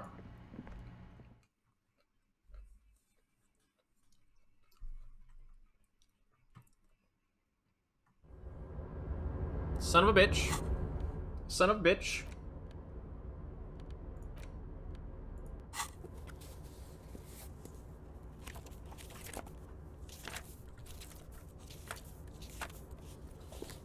Let's... Can I read these case files now? Oh! It's possible, yes. Easy? No. You need to come up with a small archaeological system to reorder the remains of your past works. At the moment, all they do is fall apart in your hands. Some dates and numeric titular system is all you have. Yes, yes I can. We don't want to miss out on the cool lore. See, the logic checks are going to be tough for us. Let's be honest. They're just going to be fucking hard.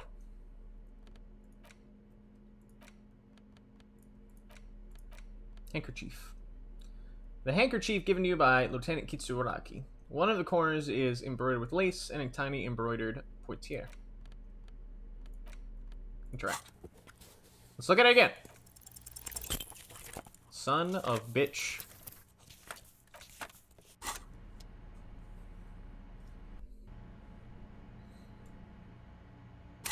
I'm gonna lose it. Alright, another one. We're loading again. Come on, case files. Hooray! Yes, you can piece them together using the alphanumeric code on the margin. It always begins with HDB41. Then date of initialization, then time of arrival on scene.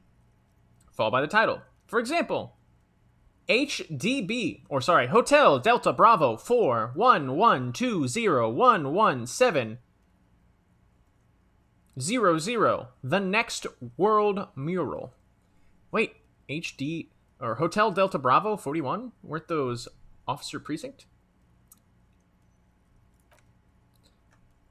Why, yes, your precinct number is 41, and HDB. Every last alphanumeric in the files begins with it, and these are your case files. It's safe to say that HDB are your initials. Harry Dubois, HDB. Still feels like there's something missing from that. Fine then, I'll give up on Raphael. Let's come in here. Now, detective, it takes half an hour to piece one of these together, if you want to. Here are your options. There is more to it. The next world mural. This one is relatively easy to reconstruct. Overnight on 1202, graffito, nay, a mural appeared on the eight-story tenement overlooking central Jamrock. The building is a sparsely inhabited ghost tower, part of a failed real estate development called Grand Karun. The mural is enormous. Two silhouettes, a man and a woman, are kissing. The text next to them, their form reads, "True love is possible only in the next world. For new people, it is too late for us. Wreak havoc on the middle class. Jeez Louise!"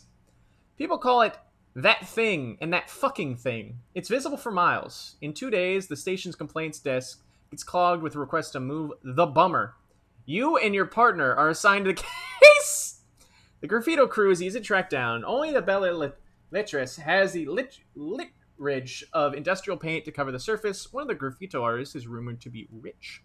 They take responsibility for the execution, but not the design. The ideologue of the Next World mural, as the crew calls it, remains unknown. Wait. Do I find out who came up with it? The case files do not show you finding the author of the design. Read on. The crew agrees to clean up after themselves. However, your partner JV is against the removal, citing public support for the conservation. This leads to debate in Precinct 41, which then spreads to the streets of Jamrock, ending in a rare plebiscite organized by you and the rest of Row 3.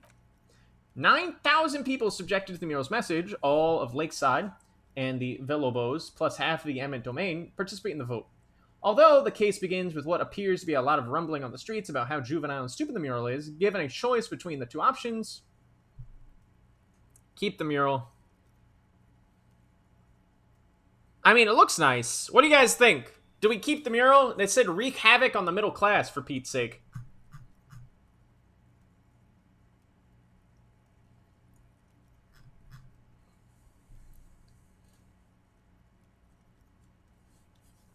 Yeah, fuck the middle class. Keep it! A staggering 78% of voters chose to keep it. Turns out the opposition were a loud minority. And that love is truly possible in the next world for new people, and it's too late for us. All that remains is to wreak havoc on the middle class.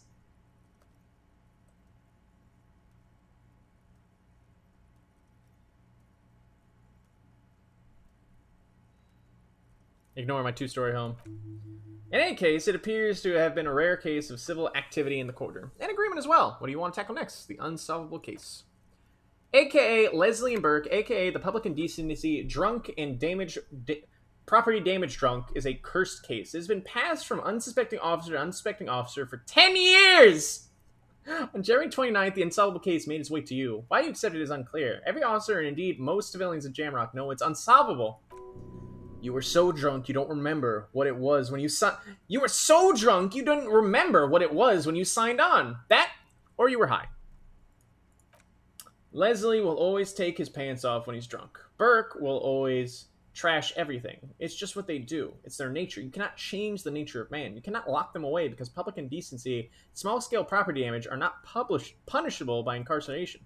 The only way for Leslie to stop flashing his genitals to passerbys and for Burke to stop dismantling signage and rear-view mirrors would be for them to stop drinking alcohol, which in their 40s or 50s is hard to tell because of their distorted features. Is a medical improbability on par with you ceasing to produce the expression. Can we just keep them off the streets?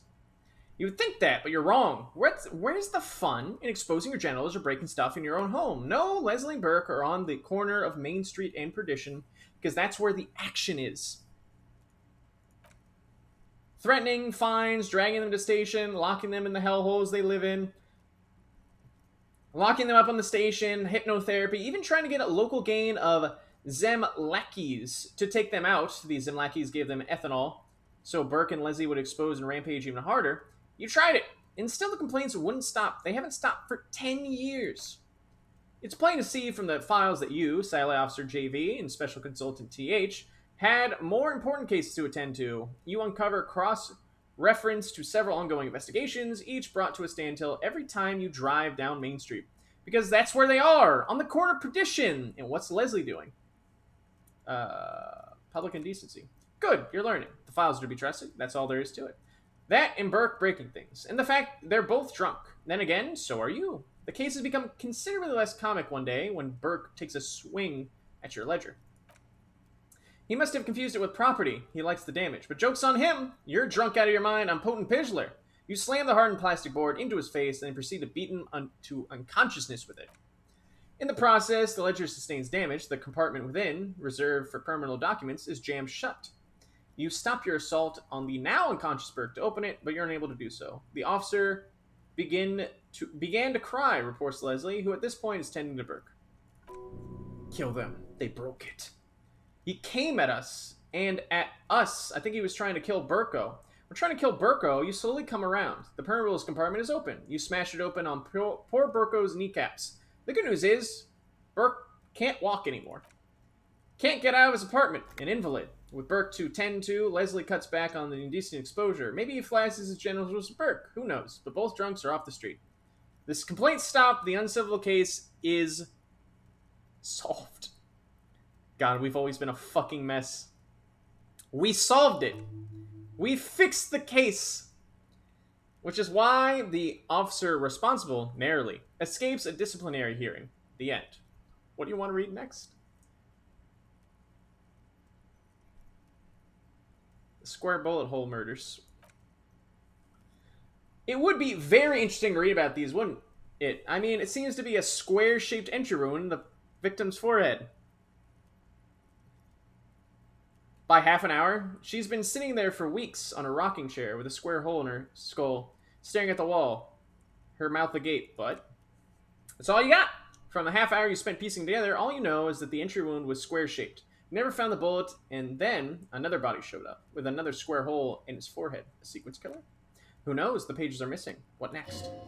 Don't worry. One day. Alright, let's revisit this later. Actually, let's browse the case files again. Actually, let's browse the yellow papers. In the back, you see some translucent copier paper, some neon yellow, some bright red, all covered in boxes like marching armies. These look like official forms waiting to be filled out. And rip them from the binder and hand them out, according to type of form. What type of forms are there? 3. The topmost are misconduct fines, the middle ones are station calls, and the bottommost are field autopsy forms. Each is easy enough to make sense of. Misconduct fine. A monetary penalization ranging from 20 to 250 real. Several cases allow for 1,000 real, but that requires special paperwork. The details of issuing these fines are spread out over the rest of the fields. A tool for manipulation. Give the lowest amount and people will be ingratiated to you. Station call. These are quite sinister in tone. They give a date and time for the person to appear at a specified precinct police station. Below the call are the criminal charges you risk by not appearing. Oh, that's right! They can't actually make people show up. They're like, if you don't show up, here's what happens if you don't appear. Please show up at the police station. Field autopsy. Dozen pages of thin copy paper, bright red in color. You see parameters of deceased human form, waiting to be filled in, age, sex, condition of internal organs, color viruses, predation marks, condition of sexual organs. Enough of these. Yes, and all that remains now is to fill out those forms and hand them to people. Fines for wrongdoers, interview requests for bad guys, and field autopsies to dead guys.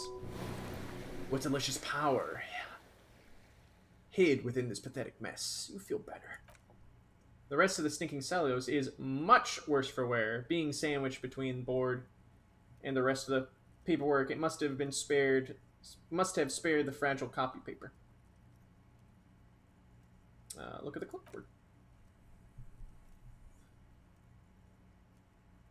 Let's see. It is made of dark blue plastic, hard enough to beat someone into submission with. The edges are rounded, however. The U4 size board feels thick and heavy in your hand. Light shimmers on its white surface. On the back, you see embossed the letters RCM. What'd you say the color was? Blue. The blue heart. Don't look into it. Shake the ledger. Something rattles inside ever so slightly. Is there a hidden compartment? Peek inside. The plastic shimmers like lapis lazuli, but it's not see-through. You cannot see to its center. How should I open it?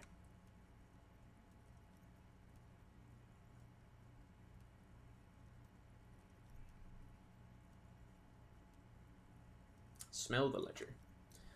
The acidic stench of rotting food has rubbed off on the cellulose. It now forms the base of the experience. This base surrounded by a faint air of spoiled meat, the stuff of death itself, and then sprinkled liberally with a citrus zest of toilet cleaner. Put the ledger away. And Stephen. Alright, let's get the inside that our fucking inward empire does not want us to look at. The two sides of the board appear slightly misaligned, like a drawer that's come off the sides. If you bend the plastic underneath slowly, the slides snap into place. It should be possible to open. Possible to just, slide the drawer open. Without resistance or sound, two panels move against each other. The compartment is now open. What's inside? 2 ticket stubs and a handmade postcard. Pick up the ticket stubs. Pick up the card. Fucking kill yourself, asshole. This is bad. Pick up the ticket stubs. 2 octopuses are smiling, reaching their tentacles toward each other. Colored pencil drawings. The tickets permit access to a zoo in Rochelle East. The aquarium costs extra. These let you go there too. Pick up the card. Thin wax paper has been glued to a piece of cardboard. Sounds like leaves rustling when you pick it up. You see violet flowers, floral patterns, and patches of glue. Smell it first. Smells of chewing gum, apricot flavored. A touch of cinnamon. The end of summer. You think the label says Tutti Frutti. Open it. Familiar handwriting lines the inside of the card. Looped round letters in a woman's hand. We have never seen this before. Harry, it begins. You're already reading. I wanted to write you a letter, so you can read it when you wake up. Maybe it'll make you happy. Throw it away, please. But it'll make me happy. Outside, you hear the wind howl. A sudden gale blows in from Martinez, flapping street signs and window blinds. Come outside! What? Far away and outside, the reeds hiss with desperation. Step out. Keep reading. Your hand shakes, holding the card. Every morning when I step out and you're asleep behind me, it says, I find a little piece of sadness in me. I carry it in my chest down Voyager Road. Every step I take, it grows. By the time I reach the fuel station, it has filled me entirely. I step on the right rail and look back. The sparks fall from the bow collector. I know it will be like this until late afternoon, when I get off the 49 and walk back to you.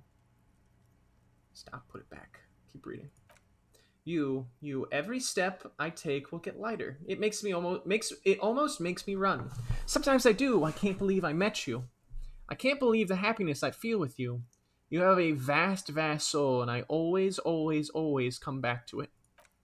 Kisses, kisses, kisses. You feel the air sucked out of your lungs and the blood sucked out of your head. Everything around you gets dark. Small white light dots appear. You'll feel the ledger slip from your hand. No, hold on. Hold on. To what? There's nothing. Detective, is everything all right? Fall sideways.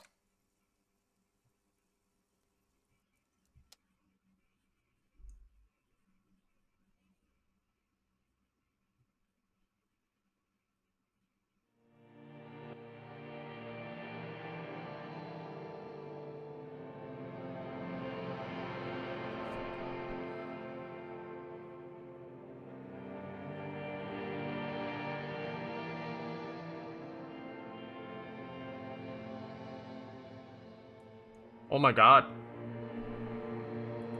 There is nothing. Again. Nothing? Nothing, sad brother. No treachery, just blackout. Just lie there, passed out. Well, almost nothing. There is the ground below you, that's still there. And the small light that's on, fluttering somewhere in the basal ganglia. Who's that? That's me. Blue eyes, that's me. Who was that? Who was what? He speaks of the sickening longing, the unwell emotion. Even in the darkness, he's grasping for it, still trying to hold on to the great sorrow slipping in the water. Slimy. Yeah, that's the stuff. Here in the paleo-mammalian cortex, we call it the shadow. Because it's always there. Where's the Voyager Road? There is no Voyager Road. There are no roads, no houses, no lights in the windows. It's all on pause. So my name appears to be Harry? Your name is fuck all. Thanks, ancient reptilian brain. It certainly ain't Harry. And what is it? Your name is passed out on the ground, dragged around by one of the other evil apes. They're taking you somewhere. What was the X something? The... Bloated corpse of the past resurfacing. No, it was beautiful. Beautiful. Believe me, stupid ape, its lack of beauty was not the problem. Enough. Just lie there motionless. You think they would let you? Until you disintegrate into biomolecules? No. Someone is breathing on your face now, inspecting your pupils, stupid idiot.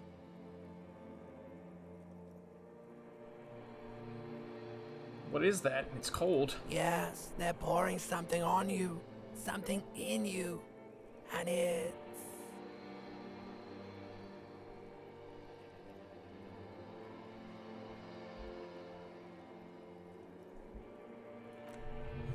It's delicious. Glowing lights on the dashboard emerge out of nothingness. Where am I? In the upholstered cabin of Lieutenant Kitsuragi's motor carriage, seated in the driver's basket. The air is thick with leatherworks and heavy fuel oil. Cold water runs down your chin. Drink water. Lieutenant is extending a small canister to your mouth. Drink. The water is cold, silvery, the stuff of life itself as it pours down your parched throat. The pounding in your head recedes, the darkness parts. Drink, he tilts the canister. You haven't drunk water in 2 days. Did you know the human body is not made to survive on alcohol alone? You need a secondary form of hydration. Drink. With greedy gulps, you down half a liter of cold water. Some of it spills down on the driver's seat. The lieutenant pays no heed to it. What happened? I should ask you the same. You were reading your paperwork, then you passed out. I carried you to my kinema to take you to hospital. Then you came to. How long was I out? 10 minutes, maybe. I came in contact with the burnt-out ruins of the past, Lieutenant. Ledger of failure and hatred. That does sometimes happen. He hands you the remains of your ledger. Are you ready to proceed? Just nod. Shine light in his face. Ledger of Failure and Hatred is a special item that can be used as an interactable and a tool equipped in your hand for skill bonuses. Find it under the tools section.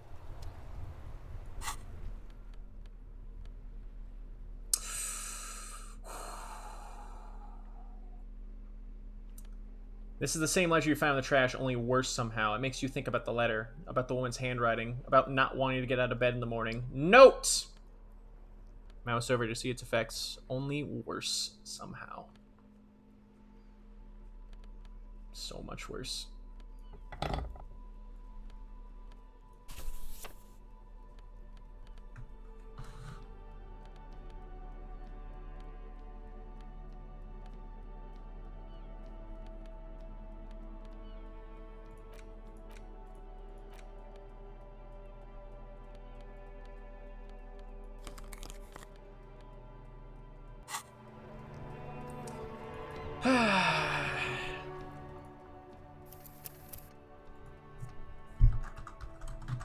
Of failure and hatred.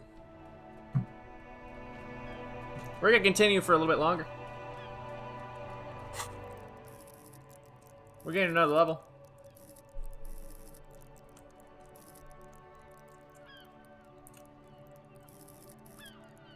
That was a pretty nice touch.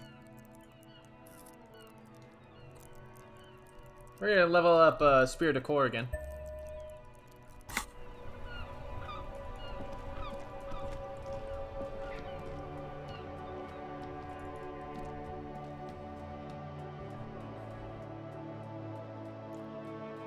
Man, oh fucking man.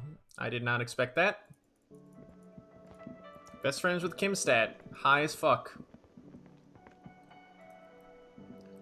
Can I help you? Got that money I owe you. I have your money.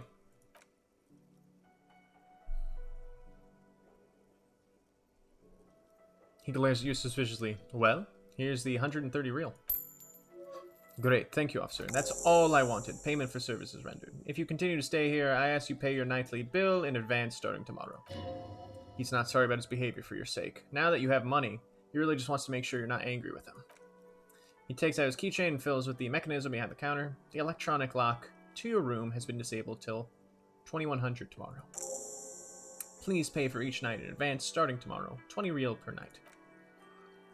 He opens his wallet. I'll take a room here too. Of course. He takes the money and hands him the keyring. Always happy to have officers from the RCM as guests. Anything else I can do for you? Another thing. Great. I love those. Nope. Goodbye. Well, we did it. We paid our rent. We still haven't taken down the body.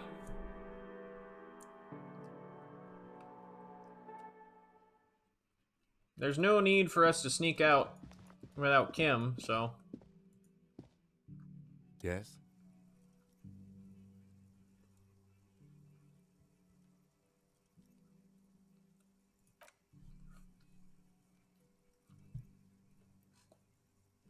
First day without dying.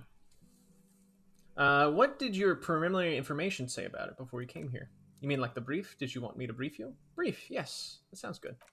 3 days ago, the RCM Emergencies Desk received a report about a security guard who's found hanged in Martinez. An anonymous caller called to say there's a dead body behind the Whirling Rags hostel cafeteria. Yeah, I snuck out to remove the boots, and I put them on, and I kept wearing them. After I cleaned them thoroughly. The cadaver had been there for 4 days. No one had come to investigate. Yep, I can always get that free couch on the beach. On Wednesday. During that time, the victim had been stripped of his belongings. The caller did not identify him, but just used the word lynching. There's an ongoing labor dispute between the local dock workers and the logistic company Wild Pines. I was told we should approach the death as part of this dispute. Why didn't we know anything about the caller? They didn't identify themselves in any way. The tone was muffled using a device of some sort. The desk could not identify neither the caller's age nor sex. Why hide themselves? You see, Itty, that was the Blair playthrough, remember? And I said Blair would totally take things off a dead body. And then I sighed. Because of what he did to his master. Remember, Itty. Remember that he took his master's equipment to better survive, to go get help. There's a strong prejudice against involving the RCM against what is seen as union matters. The dock workers union is de facto police in Martinez. Now it appears they've started executing too. We cannot allow that. No, so he did not kill him and take his shoes. Moose, Blair's master died due to a werewolf. And Blair, alone in the woods, realizing that he is very much under-equipped to try to get back, took his master's gear to try to make it back to town as safely as possible. And he needed the gear. However, when he got back to the spot in the woods where his master had died, there was no body of the werewolf and no body of his master.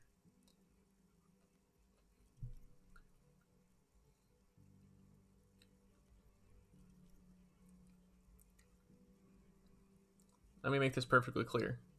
Our job here is to find the killer. Sweet. That's right. Now that we've inspected the case, I want to know about this pissing competition you mentioned. What's there to say? It's just stupidity. What kind of stupidity?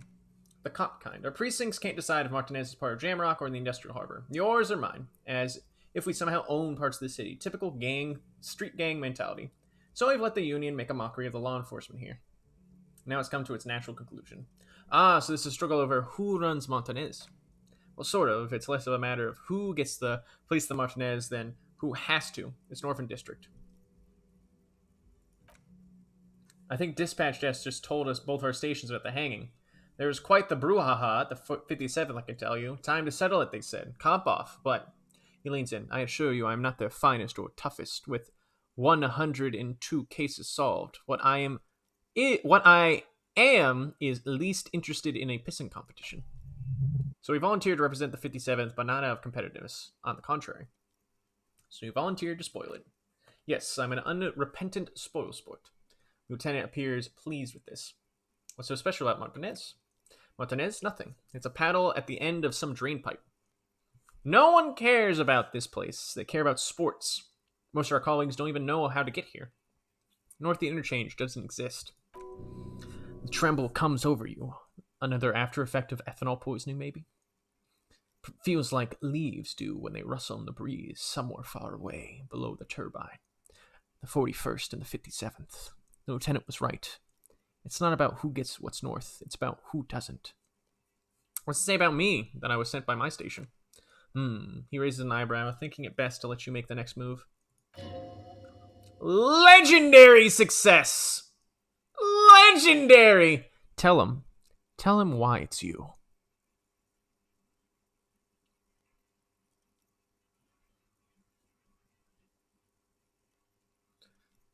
There can only be one conclusion. I am the finest, a case-solving machine sent to outperform you in every way.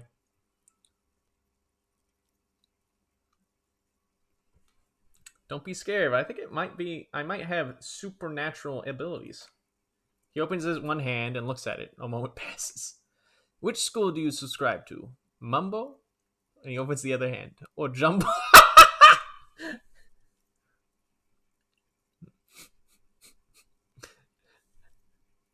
Wait, which one is the one you want to hear?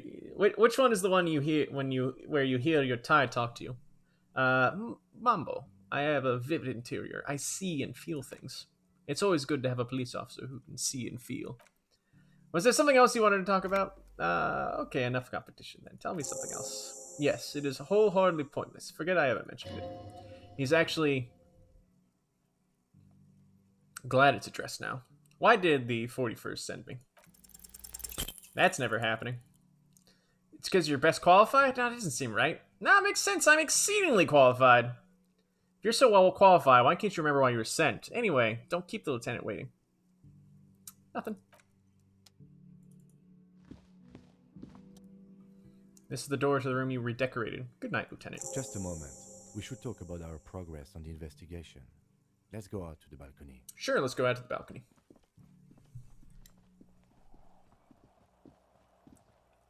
This is always a good sequence.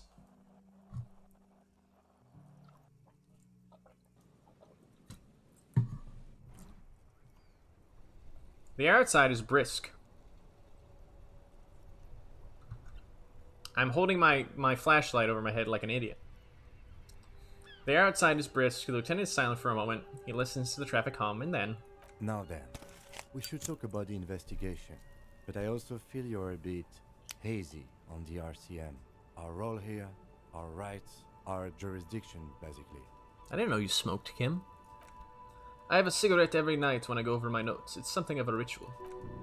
Oh man, he looks so devastatingly cool with that cigarette. A cigarette is such a great idea. I think I'm gonna have one too. He blows a steady stream of smoke. If you want to smoke like a rock and roll star, that's up to you. Again, I have exactly one every night. Below, the city trembles with its remaining lights. People are rushing home, rushing away from home, smoking, sleeping, singing in the shower. Edges of dining tables, hams, aprons flicker through the night before the lights go out. How'd you get to be so cool, Kim? The light of his cigarette illuminates a fleeting smile. You mean this? He flicks the ash. This isn't cool. It's an unnecessary trial of will, and unhealthy. Keeping the habit within parameters he's given himself takes a lot of focus. It would be simpler. It would be easier to simply quit. Thanks, Felician. Right then, the debrief. Yes, he pulls on a cigarette. It's been a long and eventful day. How do you think our day today went? Well, we inspected the victim's body, so that's good. It's not exactly approachable in this state, but we did it. Our inspection could have been more thorough, as always can, but I feel we have some leads we can follow up on. The body is still hanging from that tree, which is unfortunate, but we performed a thorough search of the premises of the crime scene. That's great. Though he wishes the body were out of the tree, he doesn't want you to feel discouraged, probably out of fear that you'll just give up and keep drinking. Don't worry, Kim. I'll be up for getting the body out of the yard tomorrow. I would prefer to start with searching the scene and then move on to removing the dead body. I'm sorry I couldn't do more today. I'm just not a very good cop, I am. Am I? Don't worry, Kim. I'll be totally up for getting the body out of the yard tomorrow. I look forward to that. As for the interviews, we conducted an interview with Envert Clare. He wasn't particularly forthcoming with useful information, however. I'm a little intimidated by him, honestly. He has stuff on me. I'm sure we can get him to tell us more. Claire also helped you, how should I say, remember your name? That's a relief. I actually don't know how to feel about my name, actually. That's normal. It's best not to give it too much thought. Kim must have had doubts about his name at some point too, but he deliberately discarded them. Ooh, challenging. Have you ever wanted to change your name, Kim? Change? No, not exactly. But I think each of us at some point imagined what our lives might have been like if we had been something else. And then we feel trapped by the names we've been given as symbols of the intentions and expectations of others. He pulls a long, pensive drag. Even if I were to change my name now, upon hearing any syllable that sounded like Kim in the street, I'd turn to see who was calling me. But let's talk about Joyce Messier for a moment. Now that's a cool lady with a cool name. He frowns. I have a feeling that she knows how dangerous the situation is. We have to get her to talk to us. Above all, today was exhausting. What's with all the running? You run a lot? Is that standard Precinct 41 practice? I have a really good theory about why you're running so fast, son. Just wait until we get up tomorrow. Oh, God. Yeah, it's part of the Jamrock Shuffle.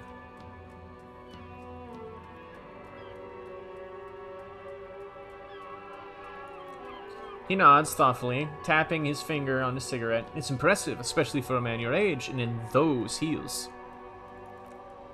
He looks at your snakeskin shoes and smiles suddenly. Nice shoes, by the way. I like the green. Goes with the orange. Thank you for the compliment. We could manage it even in wooden clogs. There are uncanny running reservoirs in this body. God knows why. So what are powers exactly, the RCM? They're quite limited, actually. The police officers of Rovachel's citizens militia most frequently is imposing fines up to 1,000 real for offenses, in accordance with an interdepartmental schedule. 1,000? Why not more? The RCM's primary role is to ensure safety. We're not supposed to play any part in the economic structure of Rovachel. Wouldn't that be an easy power to abuse? Yes, though indirectly, as citizens can always request records from their local station.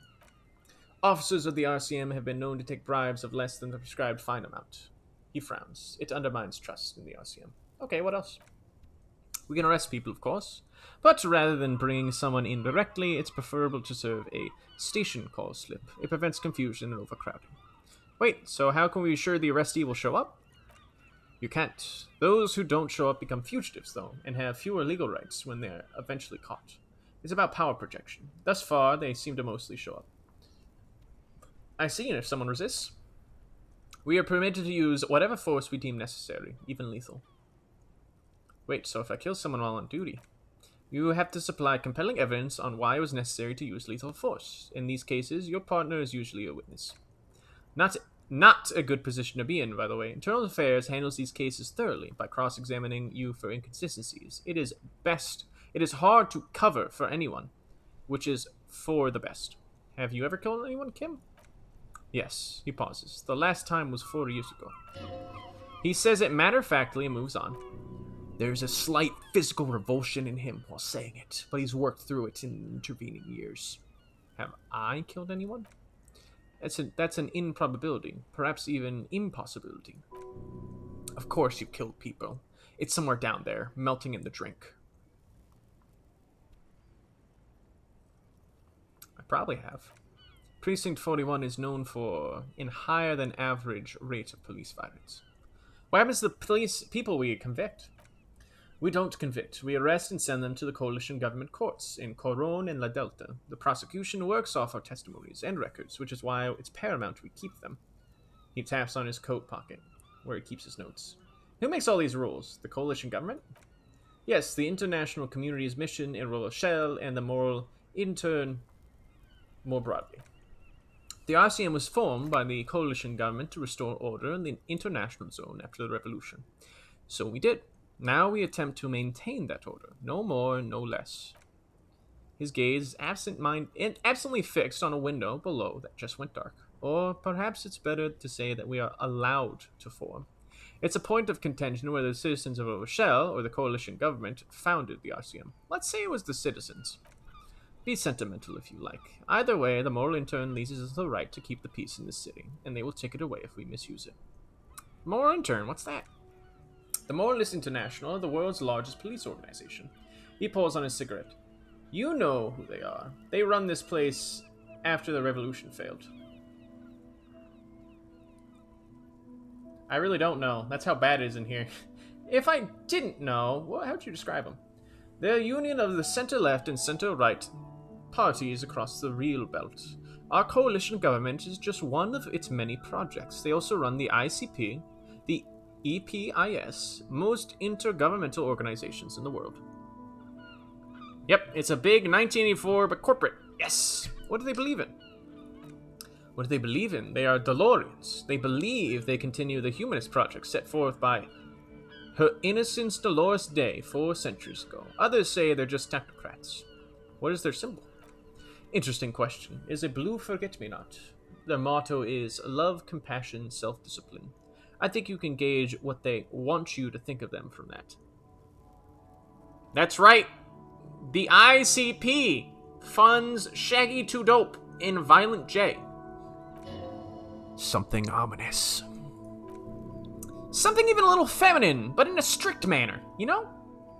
Thanks, Electrochemistry. A stoic figure, the author of the modern age, he thinks, you will have to look elsewhere for opinions. The subject of humanism is too abstract for me. For you, she is something painful, though it's hard to say why. What do you think of them? A moral intern are a fact. I try not to have opinions on facts until they change. And he looks around the city below. It doesn't seem like that's about to happen. It's more than that. There's some kind of affection in him. You like them more, intern? Yes, I did. When I was younger. In my 20s, I considered myself a moralist. A blue forget-me-not, a piece of the sky, he quotes. They're not all that bad. But the years have changed that. I don't know what to believe in now. He thinks, then changes his mind. No, I believe in the RCM. That's enough for me.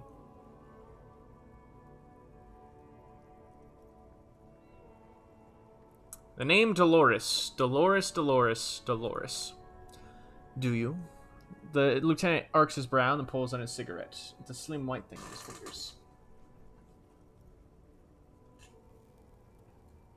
Things are bad out there, point to the city. We need them here, giving us the right to police Rochelle. They've done an awful job here. Have you seen the place? This isn't humanism. We are stooges of the world's biggest bourgeoisie organization, protecting bourgeoisie's rights. Mutter silently, immigrants. Ooh, I'm not saying that. Men are turning to women. Yikes! Why would I even think this thing? Get that thought out. Flick it! Bah!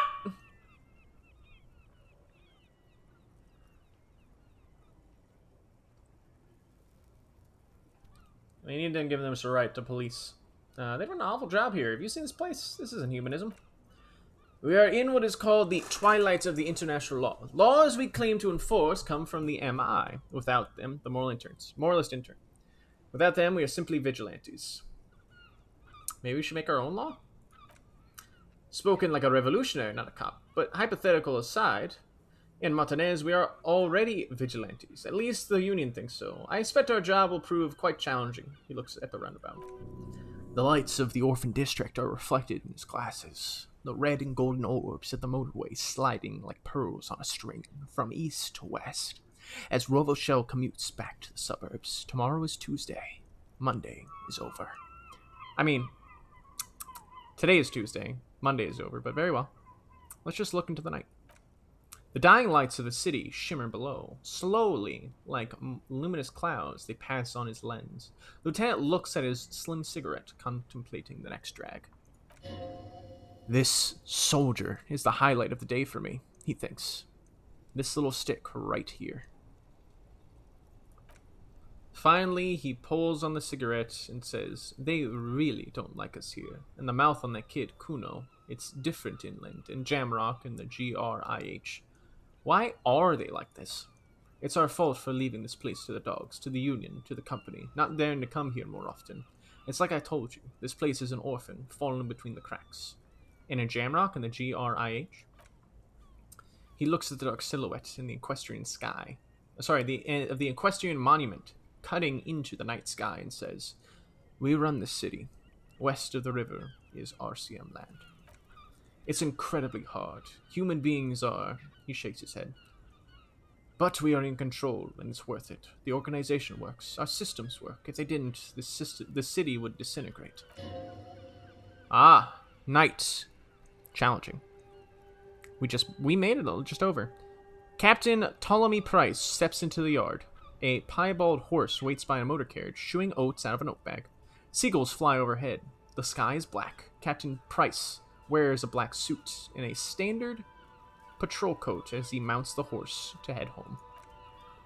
Rows of houses on either side, hunching over the sidewalks in Precinct 41, with its dome roof growing distant. Around him, the streets are silent. A kid on the corner waves at the captain as he takes the turn on Perdition and Main. The horse neighs. The captain nods back. Thanks, kid. He thinks. He's grateful. Aw! I hope our investigation will improve the situation here, at least do some good. Me too, he says quietly, but I wouldn't count on any drastic changes in our lifetimes. Thank you for this. Yeah, it's getting very cold now. Let's go. He puts out the stub of a cigarette and looks to the door. White morning. Little guy gets further and further away.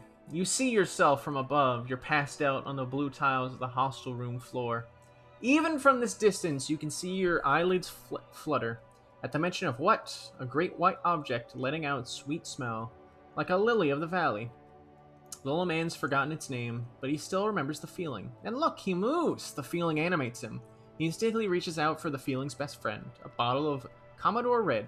He puts on his disco clothes and gets smaller and smaller.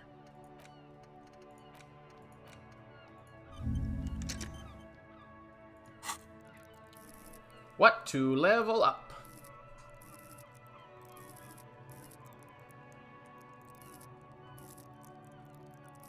What do you guys think? What you think?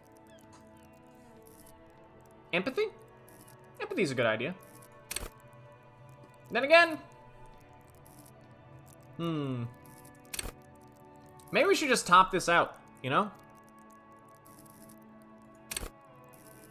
See how wacky it gets with a maxed out Inland Empire. Let's do it. Good night, Kim. Sleep well. Snooze good.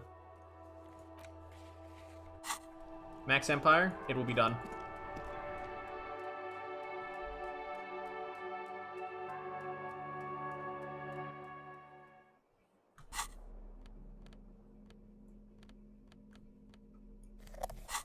So, I'll go over a little something once we're all done with this. Yes? Nope. See you in the morning, Kim. Good night. Bye.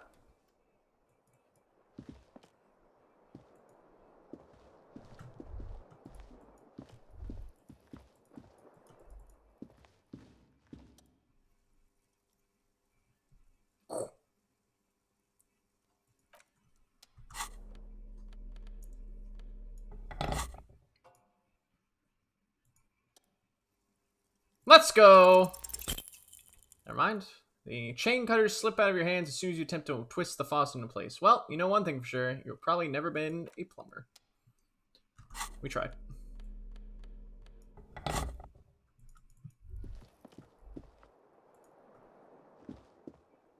Oh, how we started our day. Nope, we're not pulling on that. Alright, let's take a snooze.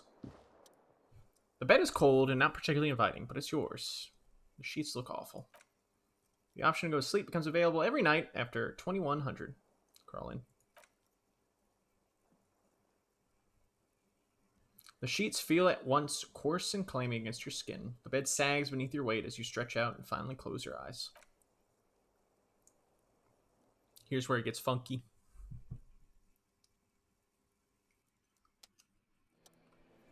And then, sleep doesn't come, but I want to sleep. Why? Maybe it's the bed's fault? Check the pillow. Its synthetic filling has separated into hard lumps. The pillowcase smells oddly. Check the blanket. It barely covers your toes, stretching out over your soft belly. This is your body here, intimate and warm, breathing. Under your thrumming eyelids, you see a dazzling array of colors. You won't get off this carousel quite so easily. Roll over to the other side. It's a little better. Colors and scenes and half-formed phrases still litter your mind. Part of you is still trying to solve this case, isn't it? Who killed him? Who? Something to do with... What was it the lieutenant said? Union. And it's gone again. And your thoughts lost between the slowing brainwaves. No more thoughts. Sleepo now. Your breathing steadies. A great silence washes over you until your eyelids twitch in your sleep. And images start forming.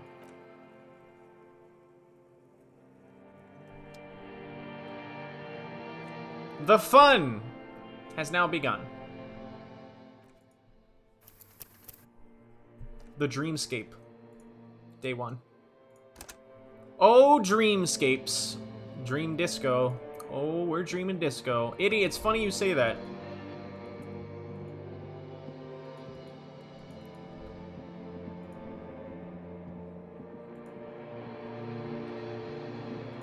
You'll see.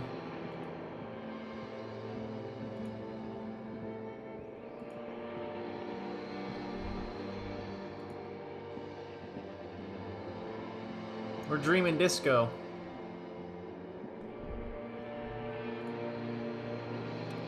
Do you remember the scent of your childhood? What is this? It's Barn Hospital where people usually go to die. You're not kidding anyone, Harry. You don't remember shit. Tell me, do you remember your wife's hand on your face? What was left? That's right, funky baby. And you just stood there. One hand on the bottle and the other on your dick. Watching her go. Let it all be dragged away from you. Tell me, where are your friends? Human beings have friends, Harry boy. Where the hell are yours? You can get it all back. No, it's gone. 3 times gone and never coming back. You failed. You failed me. You failed Elysium. What is Elysium? Everything. The Pale and the Isolas on the surface. The outer magnetosphere. Burning, furious truth. 8,000 years of written history. You really dropped the ball, Harry. 4.6 billion people, and you failed every single one of them. You really fucked up. I can come back from this. You're not coming back from shit. Thrashing around in that high conductivity state of yours, bumping into things and acting like a clown. Who are you kidding? I've talked to you before. No, Harry. You were just talking to yourself. That's all you ever do, even in your dreams. And the act is wearing thin. The spots on the disco ball fade around you. You'll be back in those cold snakeskins in no time, sweating up the bed. Stinky boy. Thanks, limbic system. Trying to solve this case. You're trying to what? I can't hear you. This is just a word dream now. Jumbled up garbage. The pictures are gone. The bed rises to meet you. A thin, sleep-like state. More glass than velvet, grinding in your head. Something is wrong. Sleep shouldn't be this bad. This dry, this unnourishing. There's something wrong with your thoughts. Some kind of new type of hangover. What? No! Oh yes, party boy. And it's worse than the one before. Just think of the shit you saw. Here it comes too. So soon already. A silent alarm goes off in your head like clockwork. Barely let you sleep at all. Time to get those clothes on, Harry. Time to go to work in the shit factory.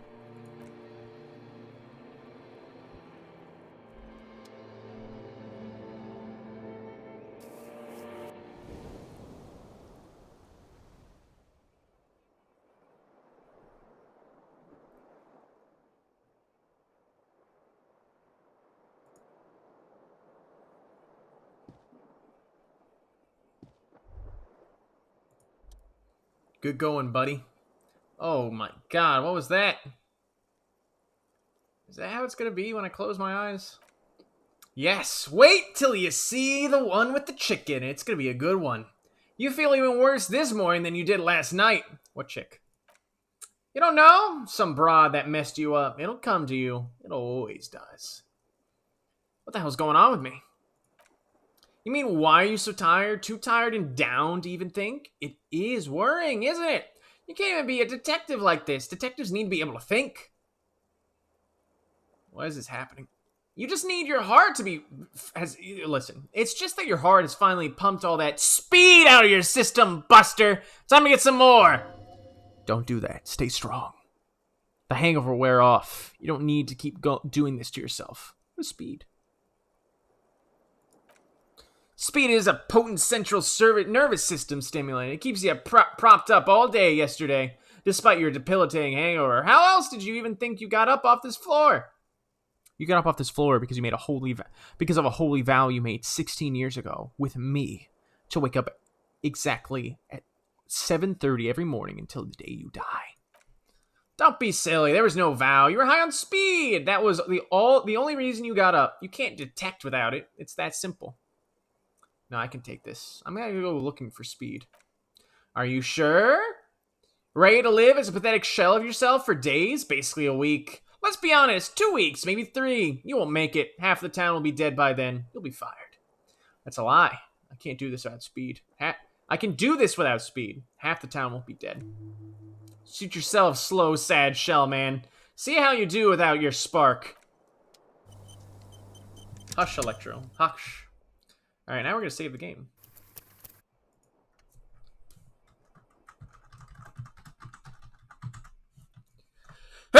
Woo! Bless me. Bless me with all of my bones. Alright, we're going to go to the main menu. We're going to confirm. Thank you. So, I realize now that the Disco Elysium was somewhat influential on me, even though I didn't realize it at first. Dreamscapes and all of that. You know what your next playthrough has to be, right? You gotta ruin his life with Electro. I refuse to ruin Harry's life with Electro. I refuse. I love this character too much to go down the path of high-class stimulants. This man's story has it hard. So, there's a lot of things that happen this stream that CC and I and Moose and Alexis never saw before. That whole thing with the fucking clipboard.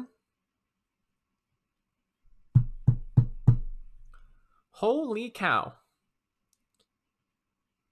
We have never seen that. So, here's what we know. Harry has an ex whose name is probably Dolores.